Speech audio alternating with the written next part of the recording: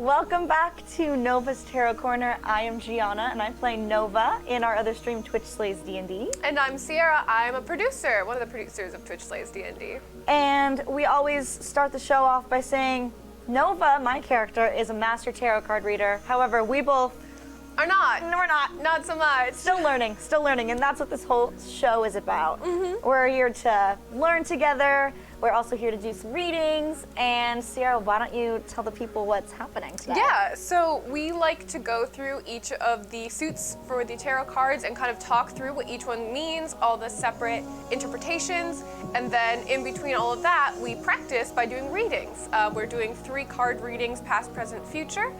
So you can comment in the chat what kind of reading that you would like, if you want finance, career, general, or love.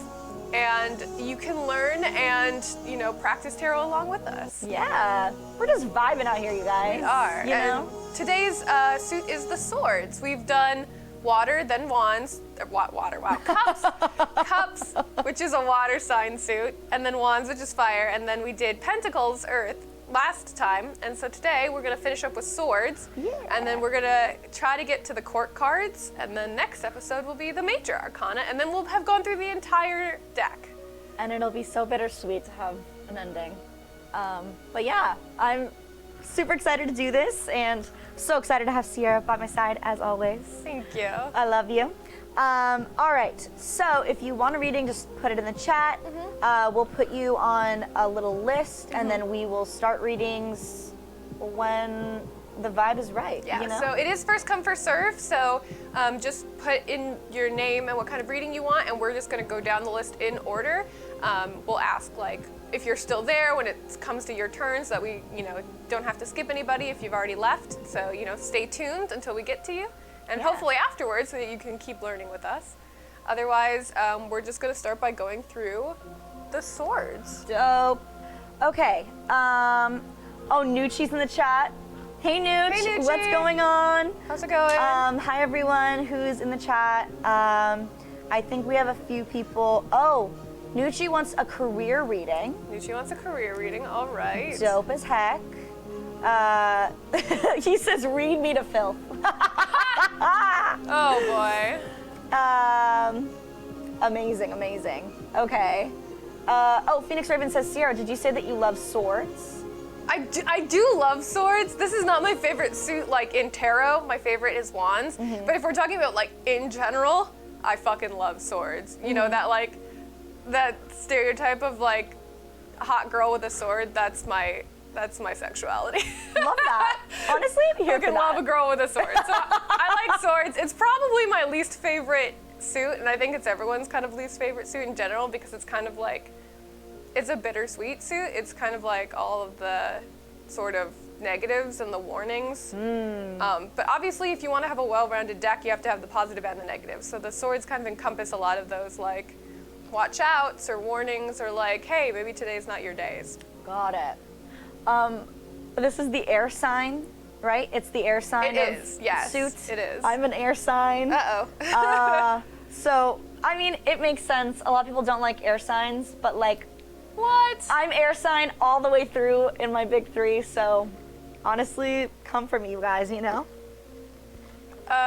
right. Yeah, excuse me if I ever look over to the side, because I have my laptop here so that I can keep track of who's asking for what reading, so I'm probably going to be staring this way a little bit. Perfect. And we do have mission control, I think, going to be putting the readings in order. Up, yeah. It'll say on deck, or say next reading and then on deck, and then we'll have the usernames there, so if you guys are confused as to where you are in the order, it's going to be 1, 2, 3, and then if you're not on the screen, you're probably after those 3 somewhere. So yes. All right. Do we want to start off with a sword, like an ace of swords? I think we should, yeah. Okay. So first, let's talk about what books that we use for our learning, if anyone's looking for a recommendation. Heck yeah. I use the Easy Tarot Handbook by Josephine Ellershaw, and it's the one that actually came with my deck, which I have the Golden Tarot deck.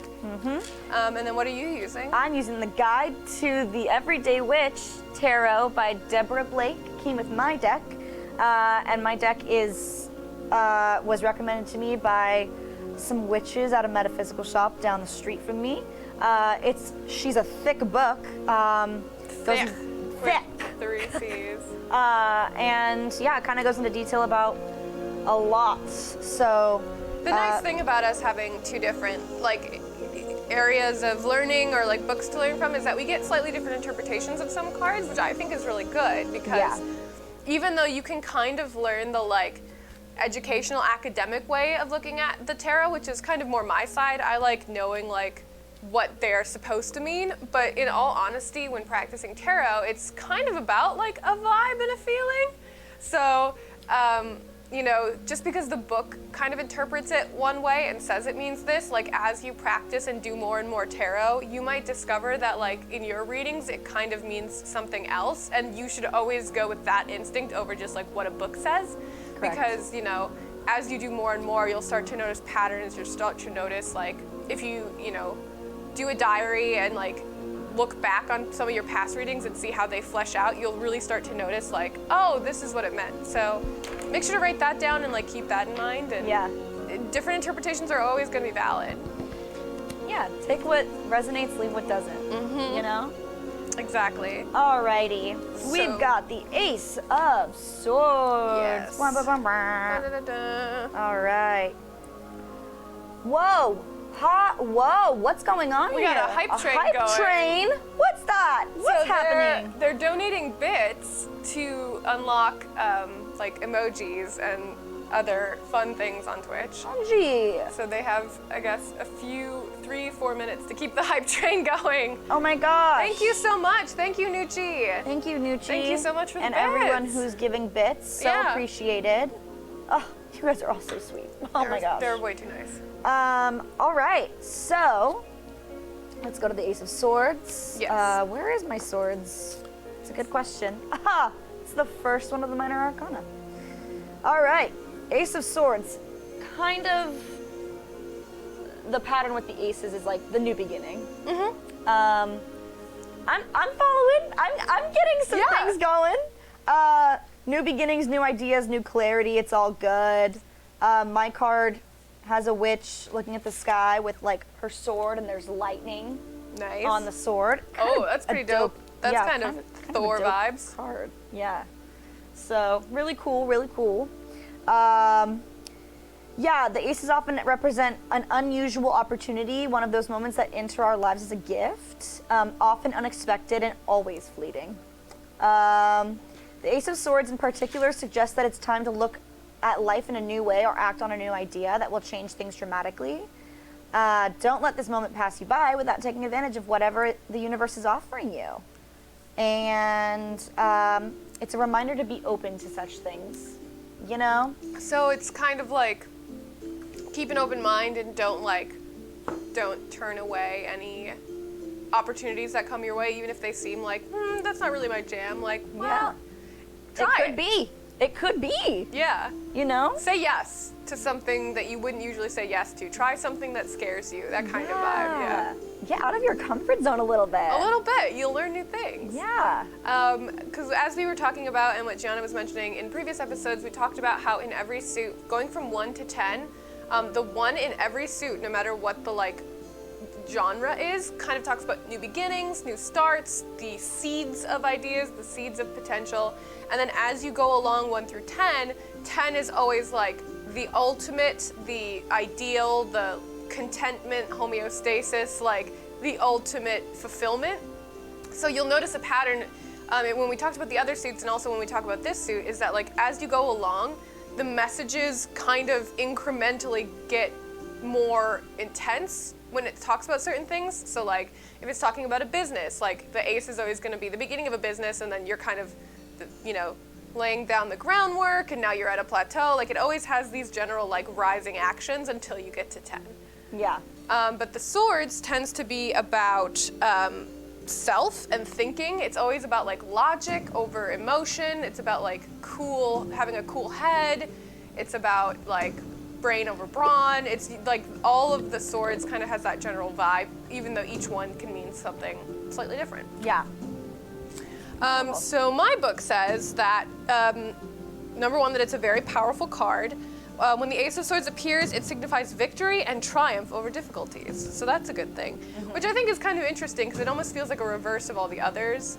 Whereas like 10 is usually triumph, with the swords, it's like the 1 is triumph, and like maybe we're gonna get more difficult from here. Yeah. Who knows? Yeah. But it represents a great force of strength and inner power. It talks about you having everything you need inside of you to overcome adversity. It's overcoming obstacles with your own strength, and it's all about like you and your sense of self. So, very powerful card. Very powerful. Honestly, look at that. I love. Oh, wait, what does your card look like? Mine is a sword outside of a sheath, but the sheath's like kind of behind it, and then there's like clouds. It's kind of like kind of epic looking. You can kind of see there. Okay. Mine does not. Mine usually only has people sometimes. It's got a lot of like objects. Got it. Yeah. Yours is obviously more focused on the witch herself. Big Matt Collins really gifting all the subs. Oh, Thank you so Thank you. much. Thank you so much. They said I had a good day, so I wanted to return the energy somewhere. Oh my gosh! Thank you. That means a lot. Thank you so much.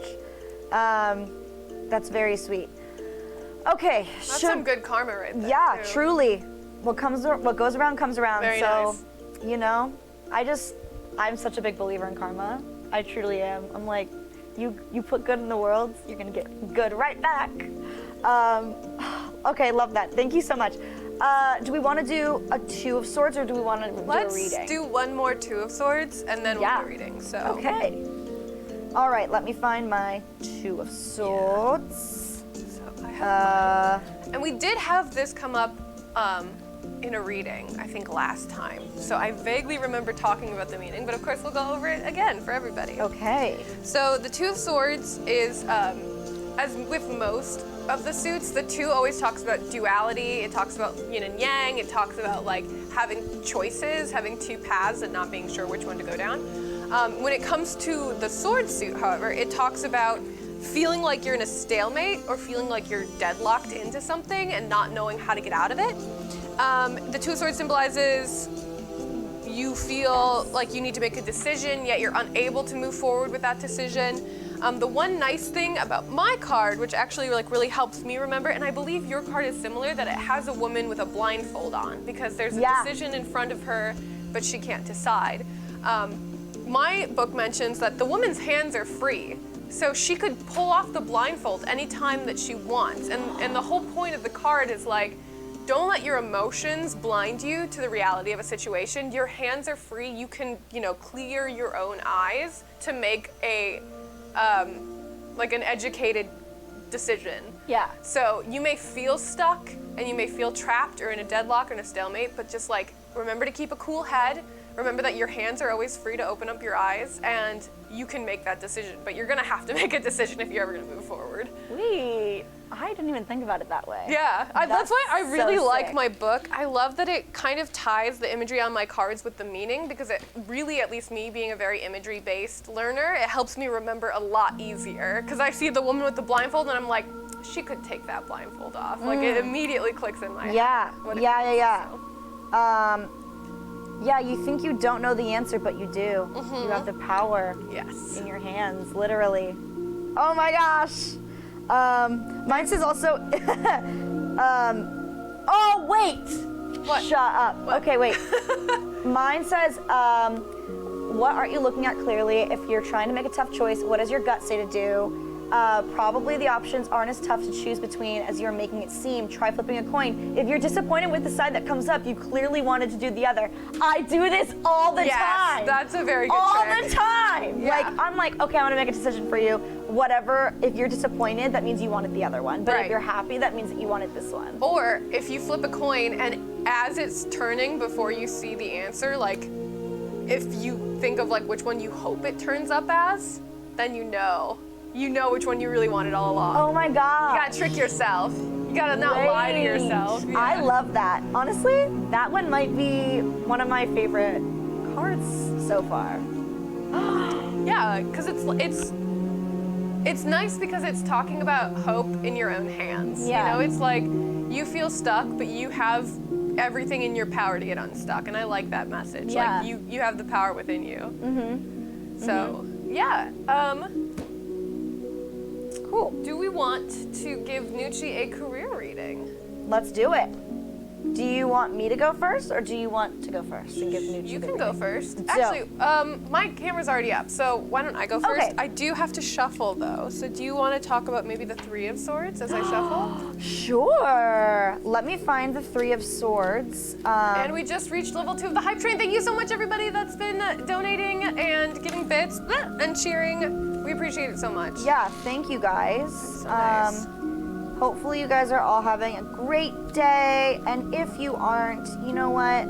We're gonna around. make it a great day. We're gonna make it a great day for you. We're only about like fun and like good vibes here. It's all good vibes. It's all mindfulness. All good vibes here, you know? It's all about finding that negative and turning it into a positive. Correct. Mind over matter.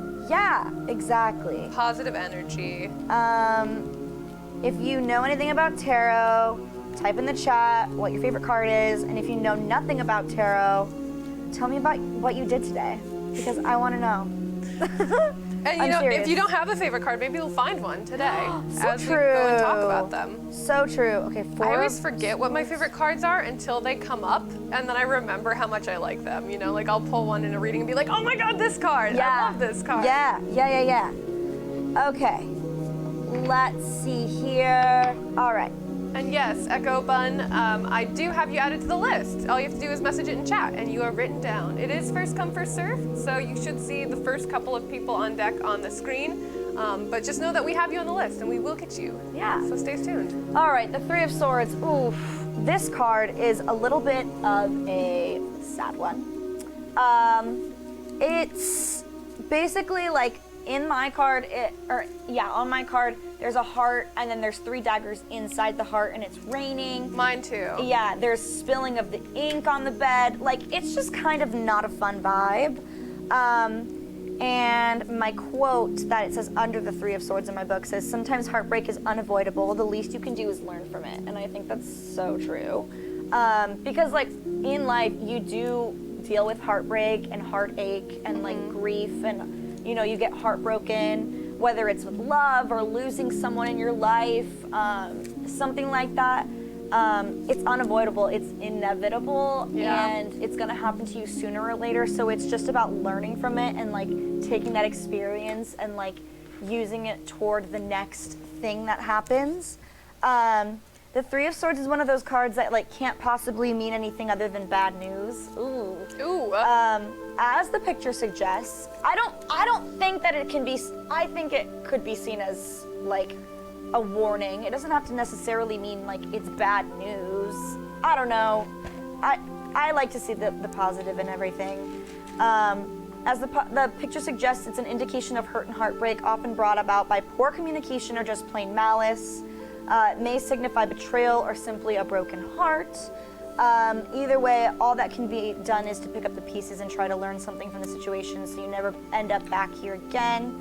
And it's basically just saying like maybe the situation could be repaired with better communication, and like, oh, that's so true. I do love this card too because it's like communicate. Like it's literally miscommunication is such a huge problem with so many relationships, and like that's why I was a communications major. I'm like, hello, I love to communicate, and I'd rather over-communicate than under-communicate, and I say that to everybody. My book says very much the same thing. It's kind of like, well, this is stormy emotions, quarrels, heartache, separation between loved ones, couples who it could be things that are outside of your control. So like couples that are separated because of work or like travel, that kind of thing. So it doesn't necessarily have to be like your fault that you're fighting, but it could just be like a situation that kind of sucks. But the one positive thing that my book does say is just remember this card only has the energy of a 3. So like So true. on the totem pole, this one's low, and so like it could be showing quarrels or like stormy weather in your life, but it doesn't have to be the end of the world. It could be just a minor thing, or like it could feel like it's a big thing, but you're making it to be more than it is, and it could be something that could be resolved easily. Yeah. So just like, you know, keep a level head and remember that like this too shall pass, and yeah. That's so true. The 3 out of 10. Yeah, it's only a 3 out of 10. It's only a 3, baby. Like it'll pass. Those storms will blow over, and things will resolve, and it'll all be for the best, because what's meant to be will be. So true. Yes. Cece really coming through. So I have pulled Nucci's career cards, and I love it because they're ones that we've talked about before. So I already knew off the bat what they meant, which just shows that I'm learning. Yes. I'm really excited about that. So we have, in the past, we have the King of Cups. In the present, we have the Four of Wands, and in the future, we have the Ace of Cups. And so, yes. So, King of Cups is usually representative of a male or masculine presenting person. And it talks about someone that is very in touch with their emotions, someone who is in either like the care fields, so like doctor, veterinarian, social worker, care worker, or in the arts, someone that's in the arts. So I'm gonna just right off the bat say, Nucci, this card represents you. Because it just, the moment I pulled it, I'm like, oh, that's Nucci. Yeah, I literally, as you said, a King of Cups, I was like, yeah, so it's someone that's in touch with their emotions, who is caring, who is artistic, who is a dreamer, someone that like sometimes lets, you know, emotions go overhead, but like can be for the best. Like, you know, maybe my dream is unrealistic, but I'm gonna shoot for it anyway, that kind of soul. Mm-hmm. So I really see this as representing like you, and obviously it being in the past, like this is your personality, this is your grounding, this is like where you start off in everything that you do, is you know, reference back to like who you are, and that's the framework of everything else in your life. And then in the present is the Four of Wands. So this is perfect for a career reading, because the wands, being the fire element, is usually about career or work or projects.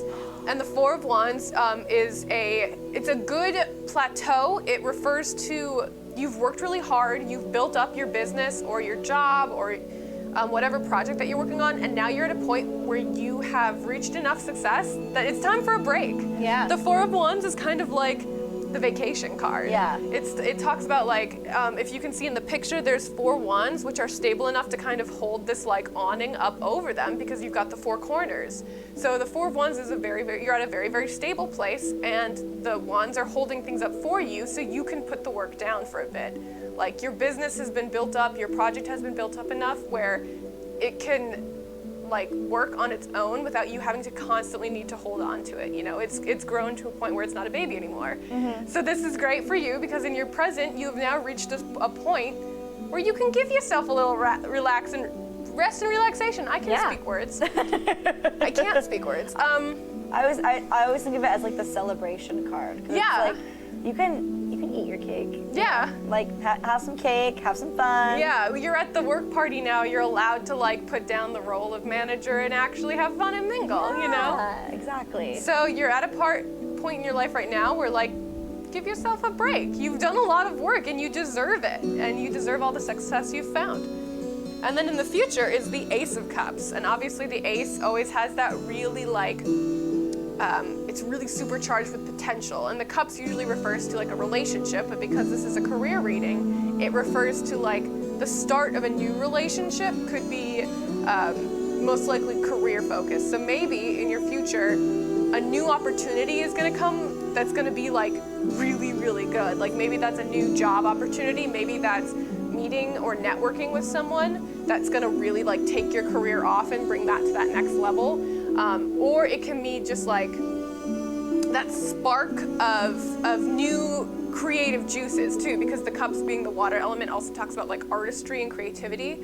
So in your future, something really good is coming, something new, some like spark of either like a new work relationship, a new job, or like a new project that's gonna take you to the next level. My book says, like with this card, it's like, oh, your cup runneth over. Yeah. Like there's gonna be so much, what's the word? Like abundance? Wealth, yeah, so much like you're overflowing with abundance. Is yeah, you're just gonna have a lot coming your way, and like, you know, the abundance could be like like money-wise, or it could be like a lot of opportunity coming your way, and just like, you know, whatever that might signify for you. Like, Nucci, write this down, because, you know, if this happens like in your future, so then Ciara and I can know. I want to know like, about it. Yeah. Yeah, we can know. Oh, we were correct. You know, or like, oof, the tarot knows. But yeah, I think, you know, these cards are all very good cards. Like, they're all of them are positive. promising. Yeah. You know, and it's just kind of like, yeah, I think they're all really good cards, and nothing really bad about them. Yeah, none of those have any kind of like warning or like lesson to teach you. It's just like, hey, you have a great foundation, you know who you are, you know what you stand for. You've built up your business to a point now where you have a place of stability enough that you can relax. And in the future, you're gonna have abundance overflowing. You're gonna create new contacts. You're gonna create new projects, and it's gonna keep going good. Yeah. Nucci! Yes, How exciting King. for you, King. King of Cups over here. I love that. Oh, incredible. Okay. Hopefully that resonated, and hopefully all of that comes your way. We wish you the best. Yeah, we do. Yeah, we do. Okay, so do we want to talk about Four of Swords? Yeah, let's talk about the Four of Swords. Can Okay. we switch over to Gianna's camera, since she's got this handy dandy visual aid for us? Okay, the Four of Swords, and then we can do Ruby Sages. I'll shuffle, and then you can talk about the five. Yes, that sounds great. Four of Swords, to sleep perchance to dream is my quote. Shakespeare. Shakespeare. Good old lad. I love Shakespeare so fucking my much. fave bard. I mean, you play a lot of D&D, but Shakespeare will always be my favorite bard. Correct.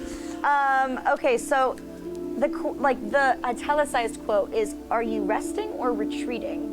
Ooh. Calling out. I know, truly. We all need to pull back from the world from time to time and take a break, catch our breath, and regroup. The trick is to know the difference between the lack of movement that is positive and beneficial and the lack of movement that means we're stuck in a state of suspended animation. Hey, Devin, can we switch over to Gianna's camera? Please and thank you. So we can see this nice card. Thank you. Thank you so much. Depending on where this card falls in a reading, it may be a suggestion that you need to rest and refresh your spirit, giving yourself the time and space to renew mind, body, and spirit. Are you tired and overwhelmed? Are you running away from making the tough choices or taking decisive action that you know is needed? This card indicates that they are stuck and probably not going to change. Do you need a rest or a wake-up call? Your card looks very, very similar to mine. I also have a man laying on a bed with swords hanging over. We're on the four, yes. Yeah. And mine says very similar things. This is rest, recovering, and recharging batteries. So this is talking about, at least in my interpretation, it talks about you might be feeling detached because maybe you just like, it's kind of like burnout. It's the burnout card for me. Yeah. You've been working really hard, or you've been having a lot of struggles, you've been having a lot of difficulties, maybe you've been fighting with family members or significant others, maybe you've been having a lot of issues at work, and you're just beat, like you're just emotionally drained. And this card is talking about like, maybe you don't physically need to rest, maybe you do, God knows.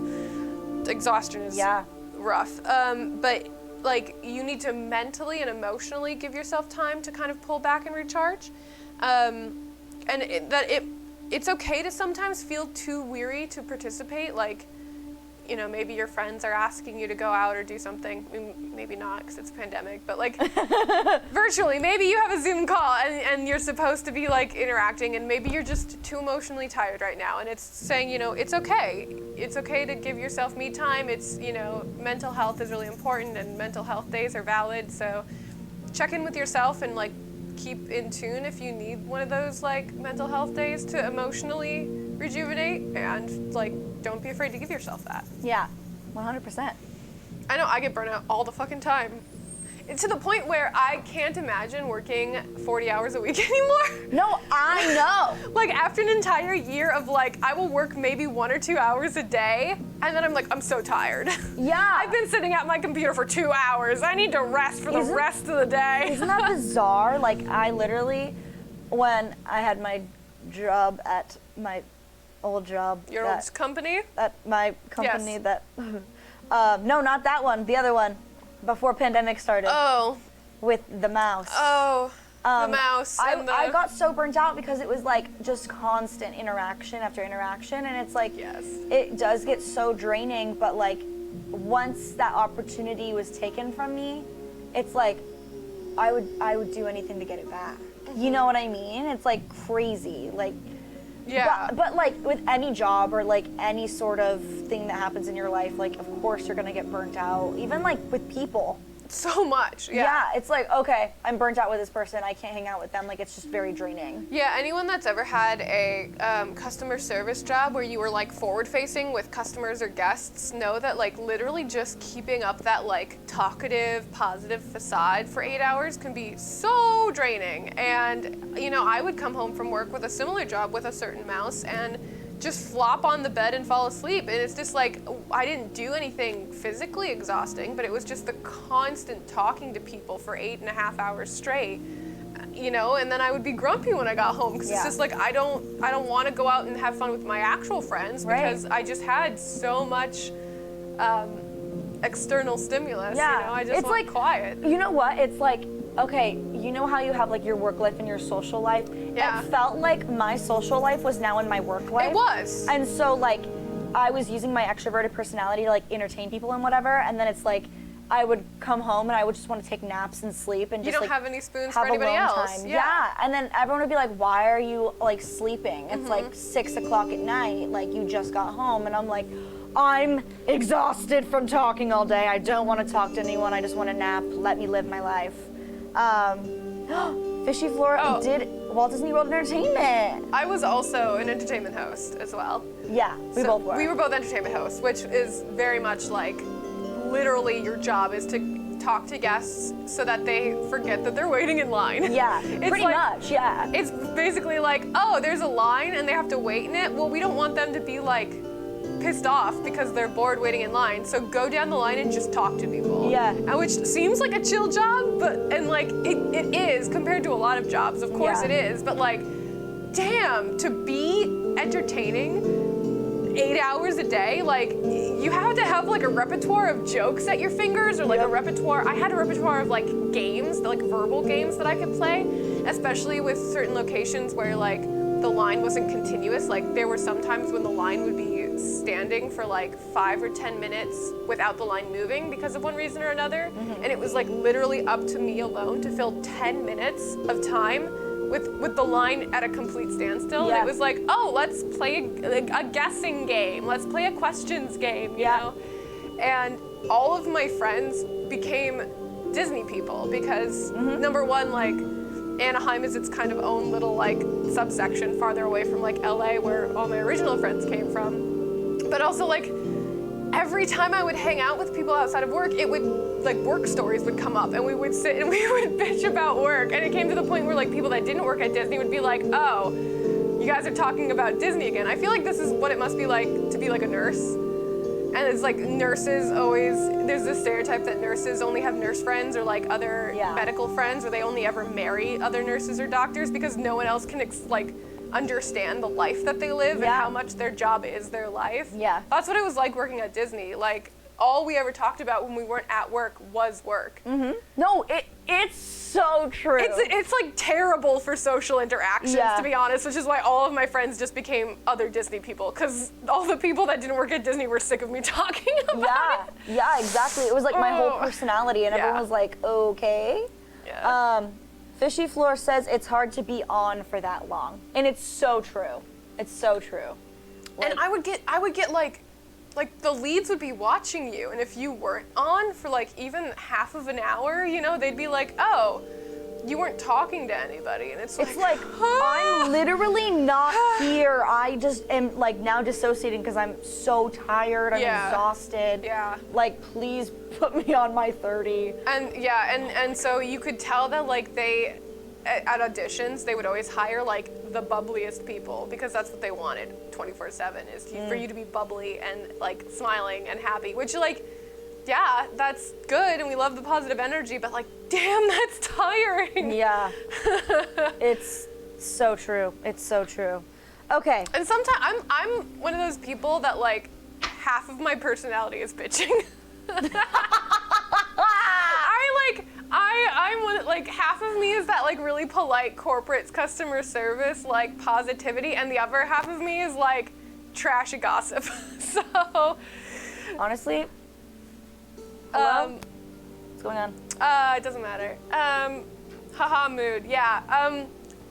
I don't know. I think of myself as kind of like not a jaded person, but like I'm kind of a cynical person. So half of like my personality is negativity, which, you know, working at Disney has definitely like made me realize, and I've like learned tips and tricks to spin things for the positive for sure. But every once in a while, I just want to be catty. Can't do that at work. Can't be that way at work. Yeah, 100%. I get it. It's honestly doesn't matter now. It's closed. Yeah. Ugh, crying. Okay, Ruby Sage wanted a what reading? General reading. General reading. Okay. I'm shuffling the cards now for you, Ruby Sage. I got you. So I'm gonna talk about the five of swords. Yeah. All right, the Five of Swords. So in my book, it shows a man holding 4 swords under his arm and then like raising 1 sword in the air. So it's like he has all 5 swords for himself. He's kind of hoarding the wealth. And it talks about the Five of Swords can show that there might be an element of deceit at work. So someone might not have been honest, someone might be tricking you, or they might have a hidden agenda. There might be some underhandedness at play. Something maybe in your life that you lost unfairly. Maybe someone cheated on you, maybe someone at work stole from you, maybe like someone got promoted because of nepotism or some unfair dealings. It shows dishonor, defeat, and loss, but it warns you to be careful. And I guess like it can talk about something happening to you, but it can also talk about you. So it warns like selfish victories are short-lived. If you gain something through trickery or cheating, it's not your victory and it's not your success. So be careful because it won't live long. You're not going to be able to sustain yourself on a success that is done out of trickery. So make sure that you're just ethical in everything that you do, because you're only going to feel satisfied with yourself if you believe that you won something fairly. And if you gain, like the one thing that I keep thinking of in my head right now is like TikTok. Like if you gain clout for like a video that's not yours, or if like you do something and get like following or something, but it's not something you can sustain or it's not rightfully won, you're not going to feel like happy in the long run. Yeah. And when that following drops off because they realize, or like if this is something that has happened to you, like just know that your enemies or your adversaries aren't going to be successful in the long run with their underhanded dealings. So be cautious and just be ethical, and you know what's right, you know what's wrong. It can be hard sometimes, or you can try to rationalize doing the wrong thing, but you know in your heart whether it's right or not. So just stick to the straight and narrow path. And the 5 is like the plateau, kind of? Yeah, the 5 is always kind of negative in every suit. Because Yeah. it's halfway between 1 and 10. So like in Wands, I think it means like thievery, doesn't it? As well. I think in Wands, at least in my card, I think it's like a man, either in Wands or in Cups. The 5 is like a man literally like stealing something out of a window. The 5 of Cups is the spilling of the 3, and then there's 2 behind. Oh, yeah. But then like the 5 of Wands is where they're like all arguing. Oh, yeah. Yeah, they're all arguing and they're like kind of like, oh, I know best, and like blah blah blah blah. It's like hard to work with other people, And then the 5 of Pentacles, I think. 5 of Pentacles is your poor card. That's right. You're poor. You're poor. So the 5 of Pentacles tends to be unfortunate. Yeah. Just because we're halfway to 10 and it's an uneven number and it's just a weird.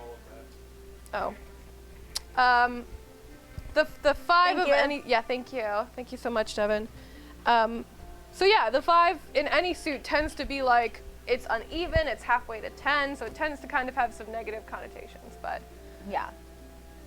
we'll But, get over it. you It's know. a hump. It's a Wednesday kind of hump day sort Yeah. of card. Yeah. Yeah. You have to have trials before you can have victory. Wow, I really hate my hair today. I'm sorry that I'm playing with it so much. No, it looks fine. I'm just like, bleh. If you leave it over, I love it when it's like that. I just love it when it's like that and you have it all on one side. Oh, I wish I could do it and I could just, It takes a long time to train it to do that, though. Really? Well, yeah, because like if you've been parting your hair in the middle for so long, your hair like is used to, and then as soon as you flip it over, it has that like huge like. Wait, so Kink? true. So it's like if you're gonna do your hair all to one side, you have to like train it. Wait, so this is gonna be kind of funny, but like, you know how everyone's talking about like middle parts on TikTok? So like, I have Never. like, I'm sorry, never. It's never gonna happen. It's not for me. I'm gonna look like Manny the elephant from Ice Age if I try to do a middle part. Manny, I'm dead. I cannot look at myself with a middle part and not think that I look like Manny the the mammoth from Ice Age. It's never gonna be my jam. Oh my God, Manny! I will never unsee that now. Wait, that's so Especially true. with like 90s boy hairstyles that Yeah. like came back into style. Yeah. The middle part with the like, it's a little long and that used to be like such a heartthrob Wait. thing, and all I think of is like, you look like Manny the mammoth, my dude. I'm sorry. No, I actually love that haircut though. I really do. I do. I hate it so much. Oh my God, no, there was a guy on TikTok today and he was like, oh, like he had his hair like sideswept, and then I was like, yeah, he's cute. And then he was like, let's try it this way, and like did the middle part, and then he had it like floofy, like, No. and I was like, wait, this man went from a 10 to a 12 very quick. No. Oh, The 90s are over. Let them die. I guess. It but just also looked like it makes me think of like Fabios on like romance covers. I'm dead. It's so funny. Can't do it. Well, yeah, I'm so sorry. I tried doing a middle part, and like I did a middle part like freshman year of high school, and it was like kind of cute for a moment. Yeah. But like I did a middle part, and like this part is flat, and this part was like Because it was used to being parted on the side. correct. I think to be fair, I think it's a lot easier for people that have straight hair or like only slightly wavy hair to do the middle part, but like with my curly hair, because the curls like they have to both, you know, go opposite ways. Yeah. So the middle part like doesn't work for me. doesn't work for me, and honestly, I mean, you have a middle part kind of right now. it's kind of in the middle, but it's more. It's, Oh, it's a little. Yeah, it's over to the Okay, left okay. a little, because that's where my normal part is. But like if I moved it over a little bit, it just like literally is like, because I have curly hair, it's just I straighten it and I like. Nucci, I appreciate like a French braid. I loved doing braids when my hair was like full, but like with the undercut, it looks weird. I'm gonna be honest. Like I like doing a bun or a ponytail with the undercut, but a braid, like because all of this isn't in there, Yeah. it just makes it like the braid kind of like sticks up and out, and I've tried it. It Yeah. doesn't work for me, but like I also don't know how to French braid my own hair. Really? No. I do. It's just my arms get really tired. And I don't want to do it. I like know the theory of a French braid, but I've never given anybody else a French braid, and I've never done it to myself. Interesting. Yeah. We'll practice on each other. Yeah, I've done the fishbone braid one, where like Oh, you have the- the tiny pieces on the side. And then I've you done go. that. That was a summer camp thing. Yeah, You know. Well, I learned it much later than summer camp, but when my hair was like full and long, I used to do that to myself, and I liked it. Got but it. Not as much anymore. I get it. Okay. Ruby Sage. Ruby Sage, I pulled general your cards, reading. honey. We have the general reading, 6 of Wands in your past position, 10 of Pentacles in your present, and the Fool in your future. I love the Fool card. I knew you were gonna say. I was gonna say it's the Fool For card. anyone new, the Fool card is a great card, and fuck you if you say otherwise. Fuck you, Nucci. Why? Because Nucci was it was Cal and Nova. Oh. He was like the Fool. She's walking off a cliff, and I'm like, no, it's a common misconception. Also, Cal perfectly represents the Fool because he has that like childlike innocence. I know. Nucci, it was Cal, not me. Fuck Sorry, you, Nucci. Cal. I love you. Fuck you, Cal. Oh my gosh. Okay, so the 6 of Wands is the generosity card, right? I believe. Basically, like in the past you might have given an opportunity to somebody, or something was given to you, whether it could be like a job opportunity or advice, or like a relationship advice or something was passed down to you, or maybe you gave it to someone else, and that is something important to note. I think you're thinking of the. Am I thinking of the wrong Six card? of Pentacles.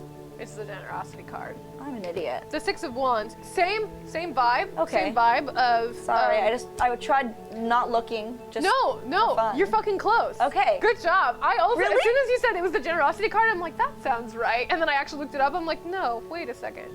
Six of Pentacles is the generosity card. Six of Wands is just like your achievements that you've been working really hard for are going to be recognized. Okay. So in mine. Sorry. No. This is, we're learning. We're learning. We're beginners. We are learning. You are learning along with us. Yeah. So in my picture, it shows like a man up on a horse with like kind of people underneath him. Like it's almost like a parade. And so I think of that as like, you've been working hard and now people are seeing it and your efforts are going to be noticed and acknowledged. So like a promotion, or someone's gonna like tell you like, hey, I see what you're doing, and you're like, good job. Yeah. Is kind of the vibe of that one. Okay. So if it's in the past position, it's like, this has already happened. So it's like, Yeah. okay, someone might have recognized you in your past for like your achievements, whether it be career or whatever. So yeah, basically what Ciara said, just put it in the past. Because, I'm not going to reiterate it. You worked really hard, and your efforts have been seen and acknowledged. Yeah. Which is good. Yeah. Okay. The Ten of Pentacles, I believe, is like it's the happily ever after card, right? Specifically for like finance and money and inheritance. Yes. Yeah. So you're kind of at a point in life right now where, you're at that, help. So you might have just come into some money. There might have been like an inheritance, some kind of windfall, maybe like someone's given you money, like a relative that you weren't aware of. It can also mean like documents. So this one can refer to like diplomas or like graduation. Maybe you just graduated. Maybe you just finished a master's degree. Maybe you just finished some kind of certification or training. It can also refer to like things that you want, because it's in the present. So maybe if this isn't something that you have yet, it's something that you're like really hoping for or looking forward to. So maybe like you're dreaming about that happily ever after, where you're financially stable and comfortable, which like aren't we all? Yeah. Yeah. In this economy? In this economy? As a millennial or a Gen In a Zer? panorama? In a pansexual? In a personal pan pizza? I lost my train of thought. I'm dead. Okay. That's the present. And then the Fool is always a great card to have, because it's just like that childlike wonder, in your future. And it's like, it's a common misconception that the Fool is like an idiot or stupid or whatever. No, it's like you're walking straight into whatever you want, and you're just doing it with like no fucks. And that's just kind of the vibe. It's that seed that everyone is like horrified to lose when they grow up. It's that joy, that wonder, that naivete, that innocence, that happiness, that finding like fun in stupid little things. It's that childhood like happiness. And if you still have that, or if you can like get yourself back into that place, like your child is always in, like your childhood self is inside, alive inside of you always, but sometimes we have to like rediscover it. And so it's also represents like untapped potential. In my card, the Fool holds all of the horoscopes in his hand, so it shows like literally like you have the entire world, you have unlimitless potential, you haven't picked a path yet, or you have the ability to do anything. And so I love the Fool. And if that's in your future, that just means like make sure to hold on to that childlike wonder and innocence. And sometimes leaping before you look can be fun. sometimes being spontaneous can be fun. Sometimes jumping at an opportunity that you know, maybe your adult brain is like hesitating about, and sometimes you got to tap into that, like, fuck it, let's do it. Yeah. You know? That's that vibe. Yeah, go into other opportunities or like opportunities that come your way. Like, heck yeah, just Open go arms. for it. Yeah. Open arms, embrace the world, good and bad. Let's Yeah. just go for it. Honestly, vibes. I love that. Yes. So thank you so much, Ruby Sage. That was for Ruby Sage. Yes. Hopefully it resonated. If it didn't, leave it. Take what resonates and leave what doesn't, you know? Just We're still leave it. learning. We're just having a fun time doing it. Yes. So, As you can tell, we sometimes remember cards without looking them up, and sometimes we have to look them up to remember them, and that's okay. but we're getting there, and that is the whole point. We are much better, too. We are. Versus, like, if you look back at episode 1 where we didn't know shit, We're like- now we're like, oh, I can look at these 3 cards and I already kind of mostly know what they mean, maybe, sort of. I think the whole numbering system also helps me a lot too. Yeah. So, because they're all pretty much the same, it's just different like categories. Yeah, you yeah. know? The 1 kind of means the same across all the suits. The 10 means the same. Yeah. The 5s are always like a negative plateau. The 6s are usually like a you're doing good, but like look at those around you kind of card. Like, Yeah. yeah. I want to get to a point where I can remember what they mean without looking at my specific deck, because a lot of my like mental tricks of how to remember the cards are very specific to the imagery on my deck. And so I'm trying to like remember them based on the numbers and not the imagery. Like, so I'm looking at Gianna's deck, and that's when you were like, oh, 6 of, what was it, wands? Yeah, 6 of wands. Yeah. And you said, you know, it was like, your card looks different than mine. I don't quite remember. I really, really hope to get to a point where I can know all the meanings, no matter what deck, because there's so many pretty decks out there. Yeah. And I want to buy so many. I want to buy Oh my so God. many decks. Oh my goodness. But a lot of them are very minimal, or like they don't say the name of the card. Yeah, and they're it's like, very minimalistic, or they're very like, minimalistic, imagery-based, icon-based. And they don't have the name of it, and then I forget. The Golden Tarot, I think, is a great starter deck if you're looking for a starter deck. Same with the Everyday Witch, because they're very imagery heavy. They're very detailed. So like literally anything in these pictures can like help you remember. There's so many things to like look at and interpret, versus like some of the ones that are literally just like 3 sticks, and that's the 3 of wands, and you're like, fuck, what was the 3 of wands, you know? Yeah. But I want to get to a point. I want to get there someday. Yeah. Maybe someday. Maybe someday. Says the magic conch shell.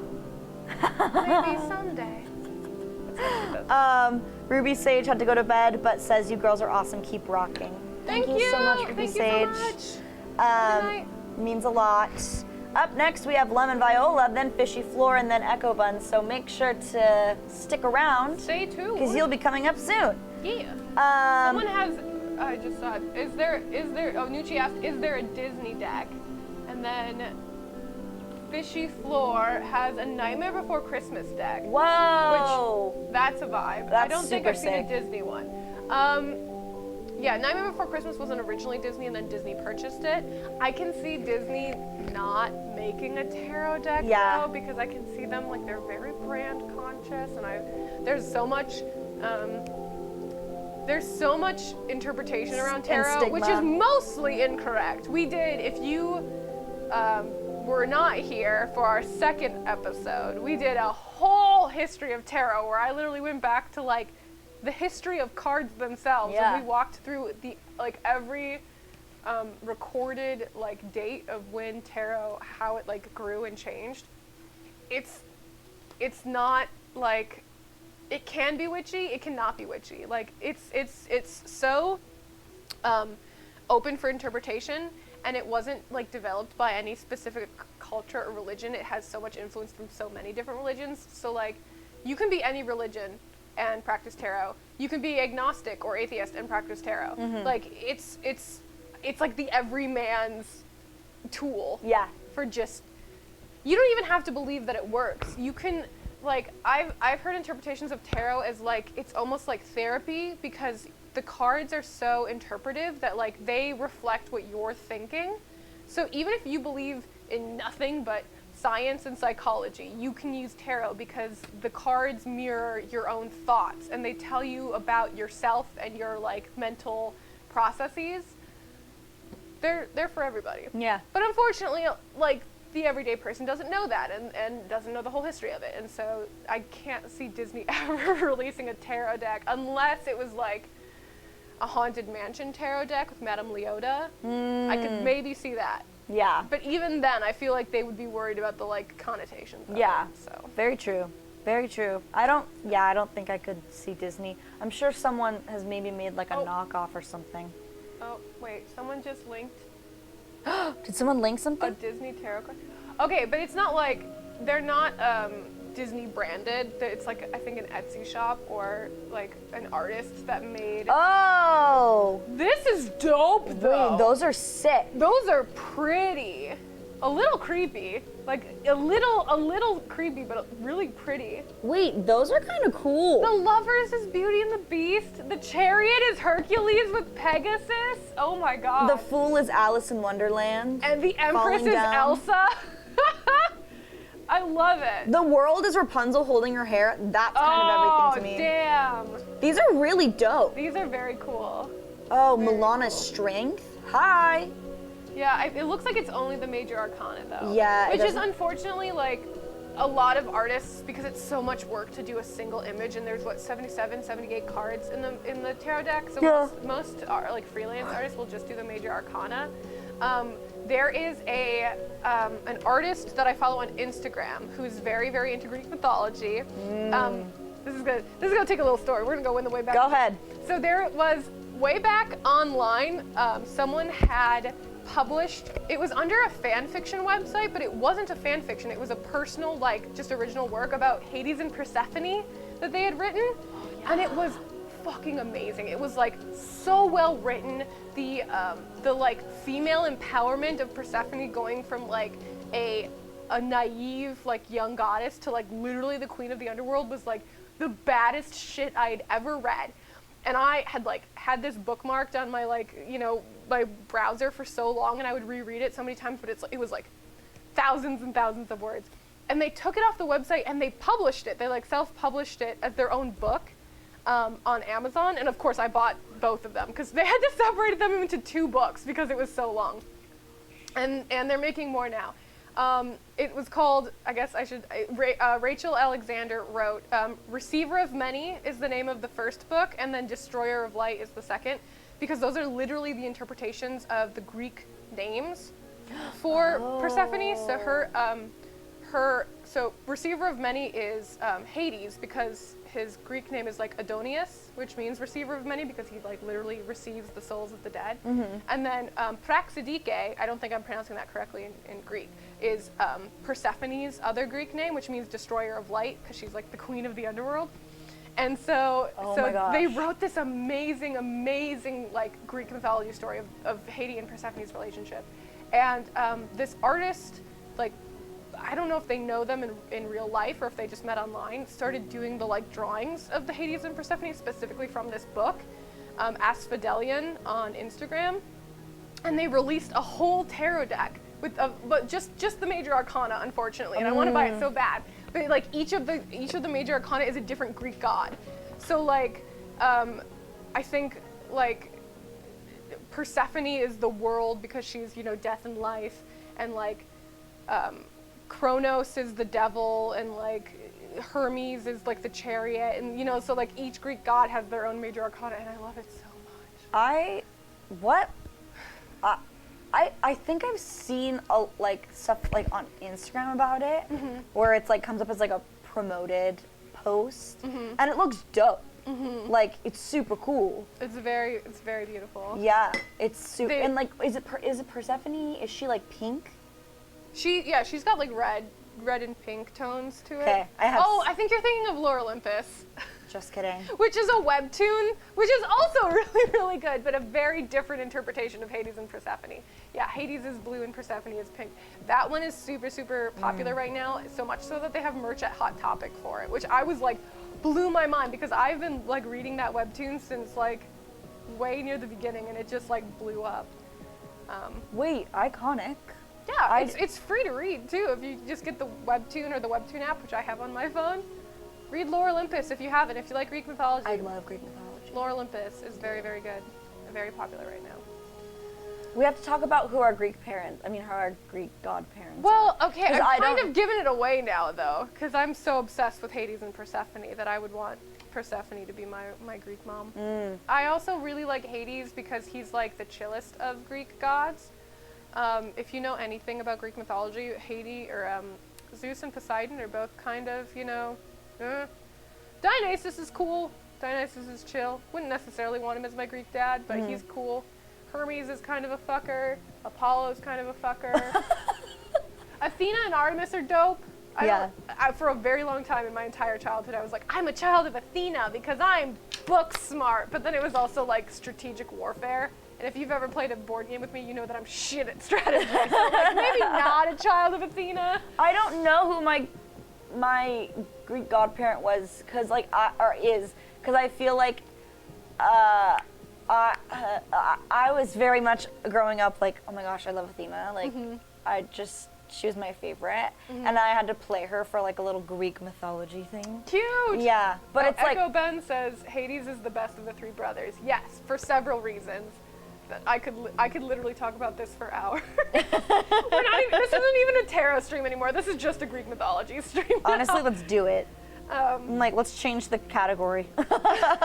Oh, it's just chatting, so it doesn't matter. It's just chatting. That's why we put this as just chatting and not tarot, because God knows we get off topic. But I don't know who we could talk later about this, but I don't know who my Greek godparent would be, because it's like, I just don't know enough about each one, even though like I love Greek mythology. I don't know enough about each one for me to be like, oh, that's the person. Yeah. I really, really like Artemis as well. Because she's like the huntress, she's got her whole girl squad of hunters, and they're just, running through the wild and fighting for environmental rights and all that. But I don't think I could I can't swear off men, unfortunately, as much as I would like to. Yeah. I can't quite swear off men. Yeah. I wish I could, but I just cannot, unfortunately. And then Big Mac Collins, North mythology is my fave. Devin says I am uncomfortable. Yeah, that's okay. You can tune out for a little bit. Anytime we do the girl power anything, I'm like, girls' night. Devin gets uncomfortable. Devin goes, I'm uncomfortable. I can't be here anymore. Yeah. Okay. It's 'cause I said I wish I could swear off men. No, that's a compliment, babe. I wish I could swear off men, but I just can't swear you off. Okay. The Six of Swords. Let's get back into it. I wish I could swear off men. No.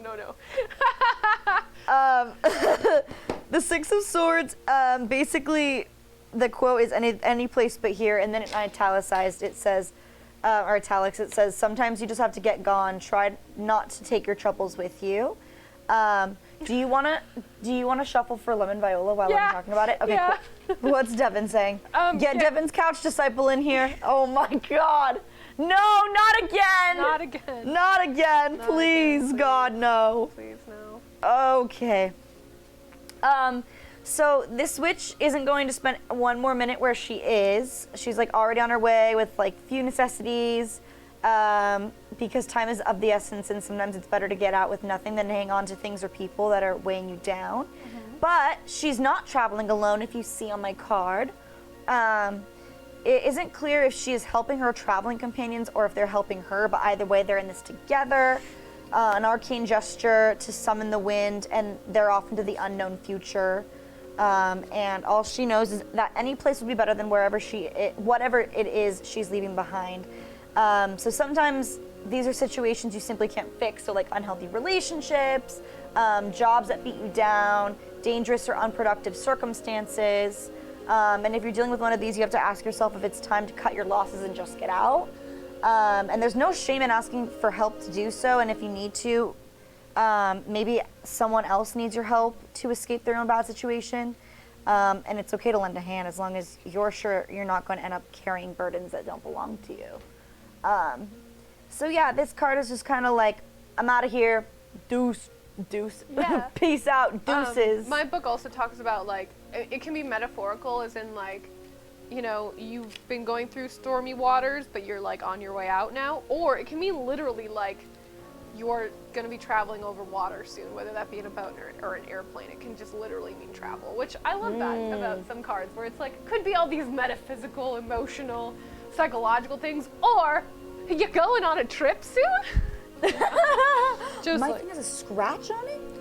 oh no. Oh my god, that's so depressing. Okay. This is why I need to get, I talked about this last stream, so they make card sleeves for tarot-sized cards, and because I'm a big board gamer, I fucking love card sleeves because you can shuffle, it helps shuffle easier, and it keeps your cards safe, but there's 78 cards in a tarot deck, and they sell them in packs of 50! What the fuck? This is the 10 hot dogs, 8 buns scenario all over again. Why do you do this to me? I have to buy 2 packs, and now I have 20 extra sleeves that I don't need. Yep. And again, like, I guess I have some extras if some of the sleeves rip or something, but I don't need that many extra. Fuck you. Just fuck this world that we live in. Capitalism. Fucking capitalism. What are we gonna do with you? Oh man. And yes, Elmo's World, we got you on the list. Thank you for putting a request in. Yeah. And it is first come, first serve, so just stay tuned. We will get to you. Yeah. All right. I was shuffling for Lemon Viola, which was a career reader. Yes, Lemon Viola. So let me just do a quick 3. Lemon, I think you're still here, correct? I believe. just saw them. Yeah. I think Lemon just is our biggest fan. I love Lemon so much. All right. Ooh. Oh, hell yes. All right. I love it when the suit in the polls matches the kind of reading we're doing. It's just like yes. Yes. All right.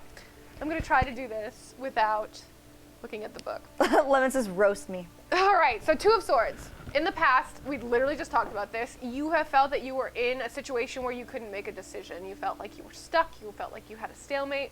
And you were just trapped between 2 choices, possibly more choices. But as the card says, you have the power, if you can just slough off your emotional baggage and like really think critically and clearly, that you know what you actually want, and you can take that blindfold off and you can make a choice. So this is something that's happened in the past, since it's a career reading, probably about a job. Like, do you stay at a job that you currently have that's full-time hours and good pay, but you fucking hate? Do you risk it to quit to do something that's more risky?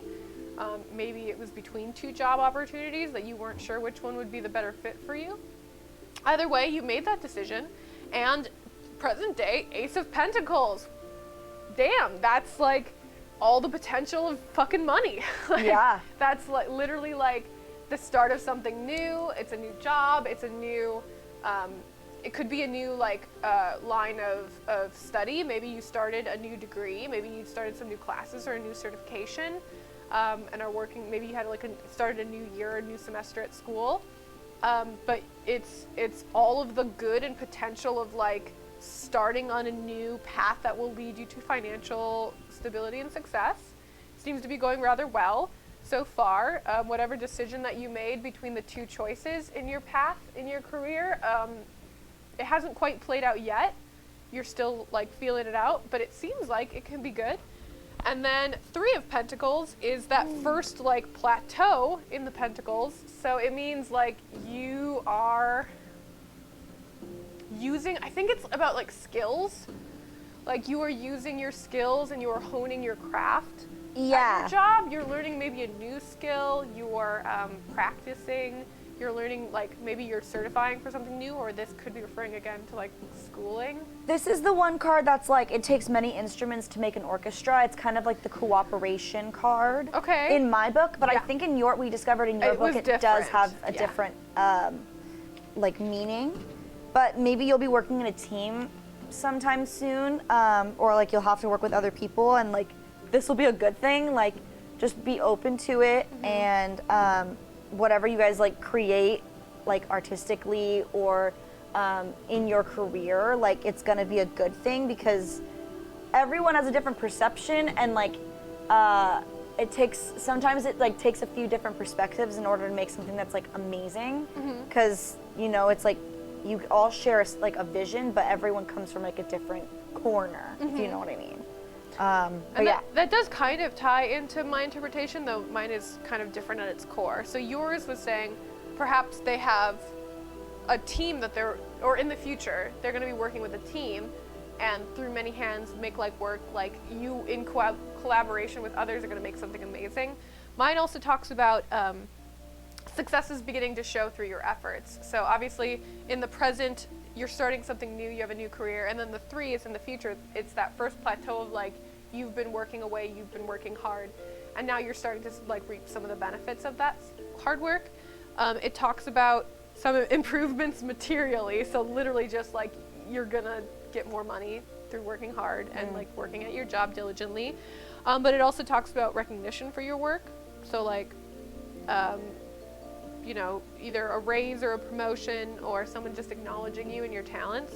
But it's talking about like things that you have natural abilities for, which is really good. Like whatever you're doing with your work, it's something that like you've taken to, and you've like, you can really like get your hands in it and like, ooh, this is something that you've like found that you really enjoy and are good at.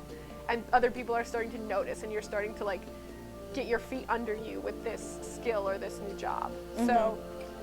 So it seems like, yeah, some good things are coming. It might still be the initial stages. It seems to be saying a lot of like, you made the decision probably in the recent past, and it's just starting now.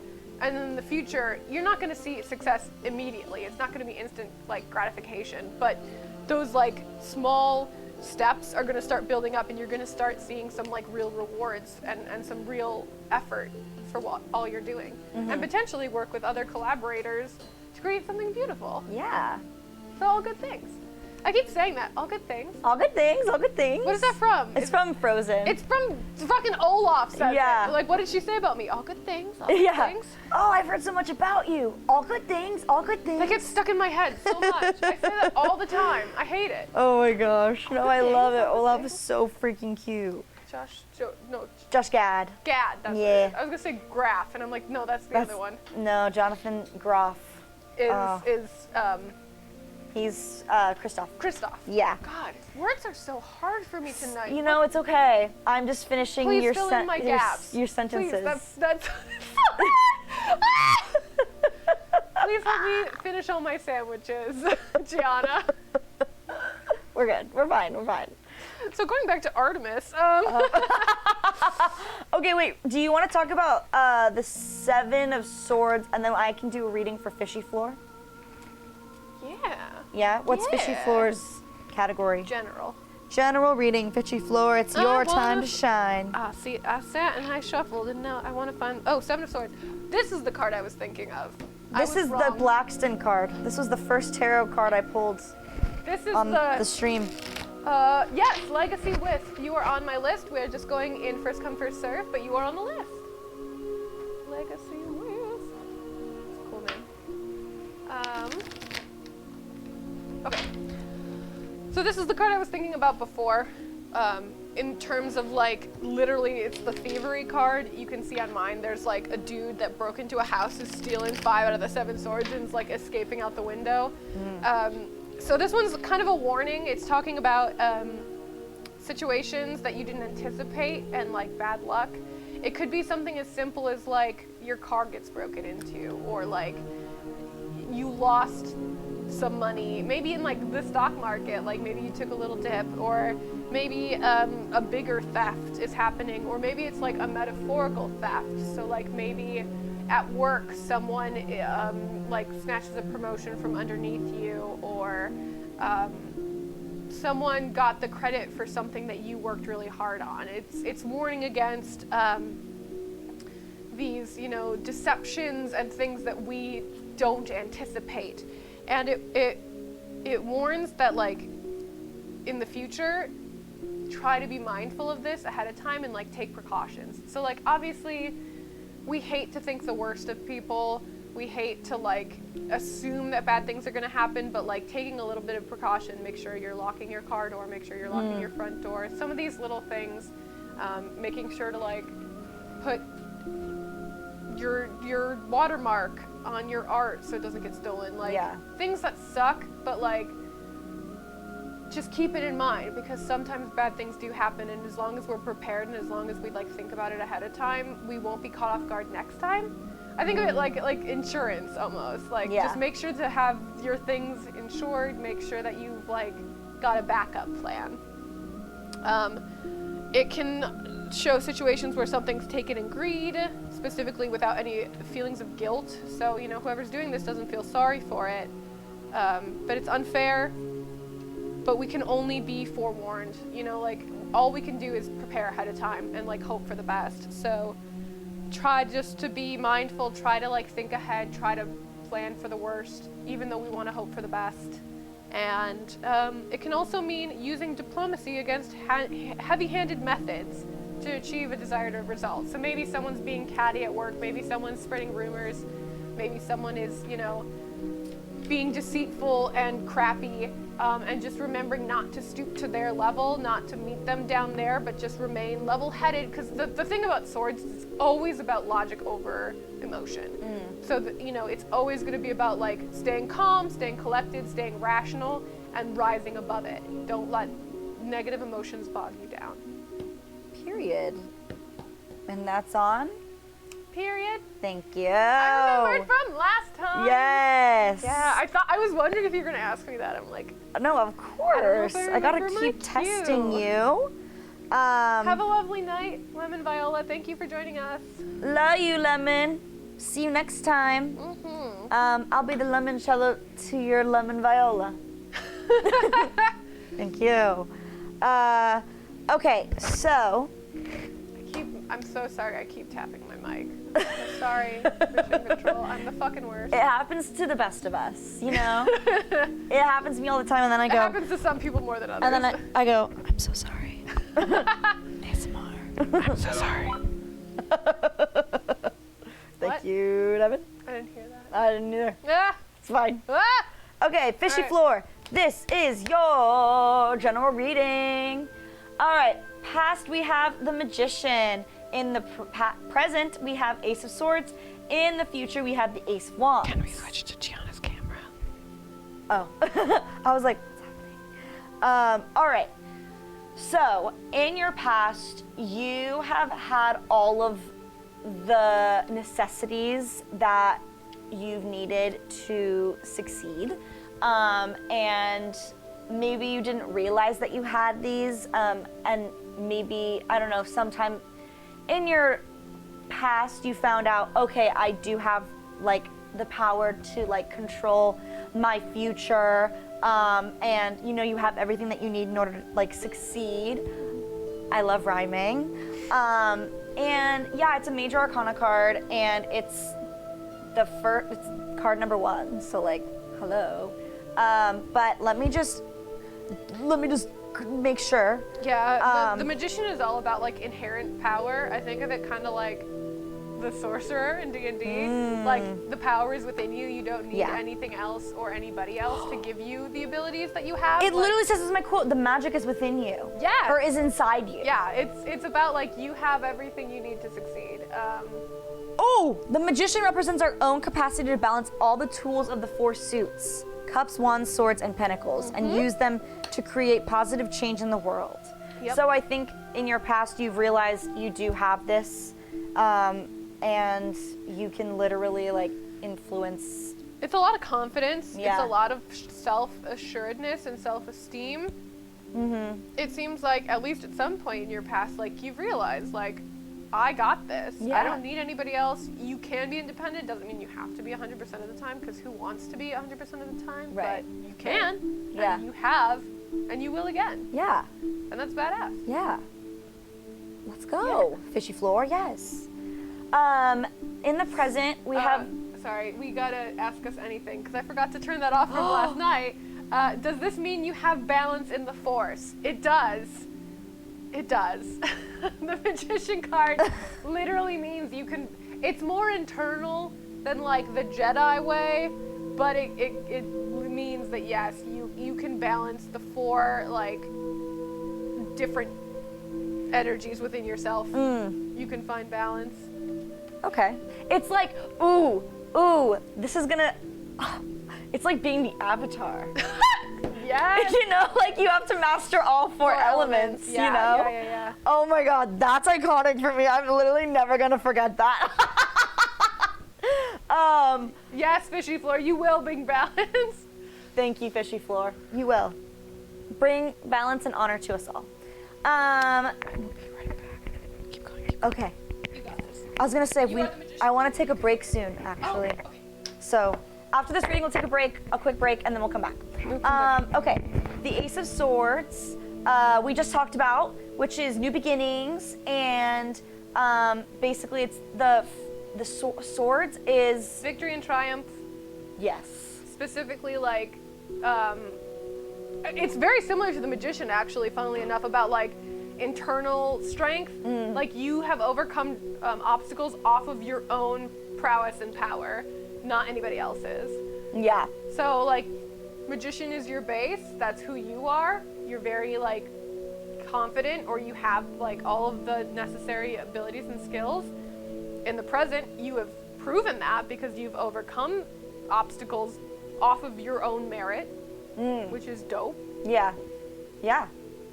Also, they said they drew Ace of Coins today. It's just an ace day. It is. It is, because guess what? Your future card is the Ace of Wands. Look at that shit. I love that. The Ace of Wands is more so like creativity and like the fire element. So like that's more creative and like artsy and stuff like that, right? It's like passion and like That's right. Drive and like specifically Wands is usually about like a project or a career. So it's like a new business or a new job or like a new project.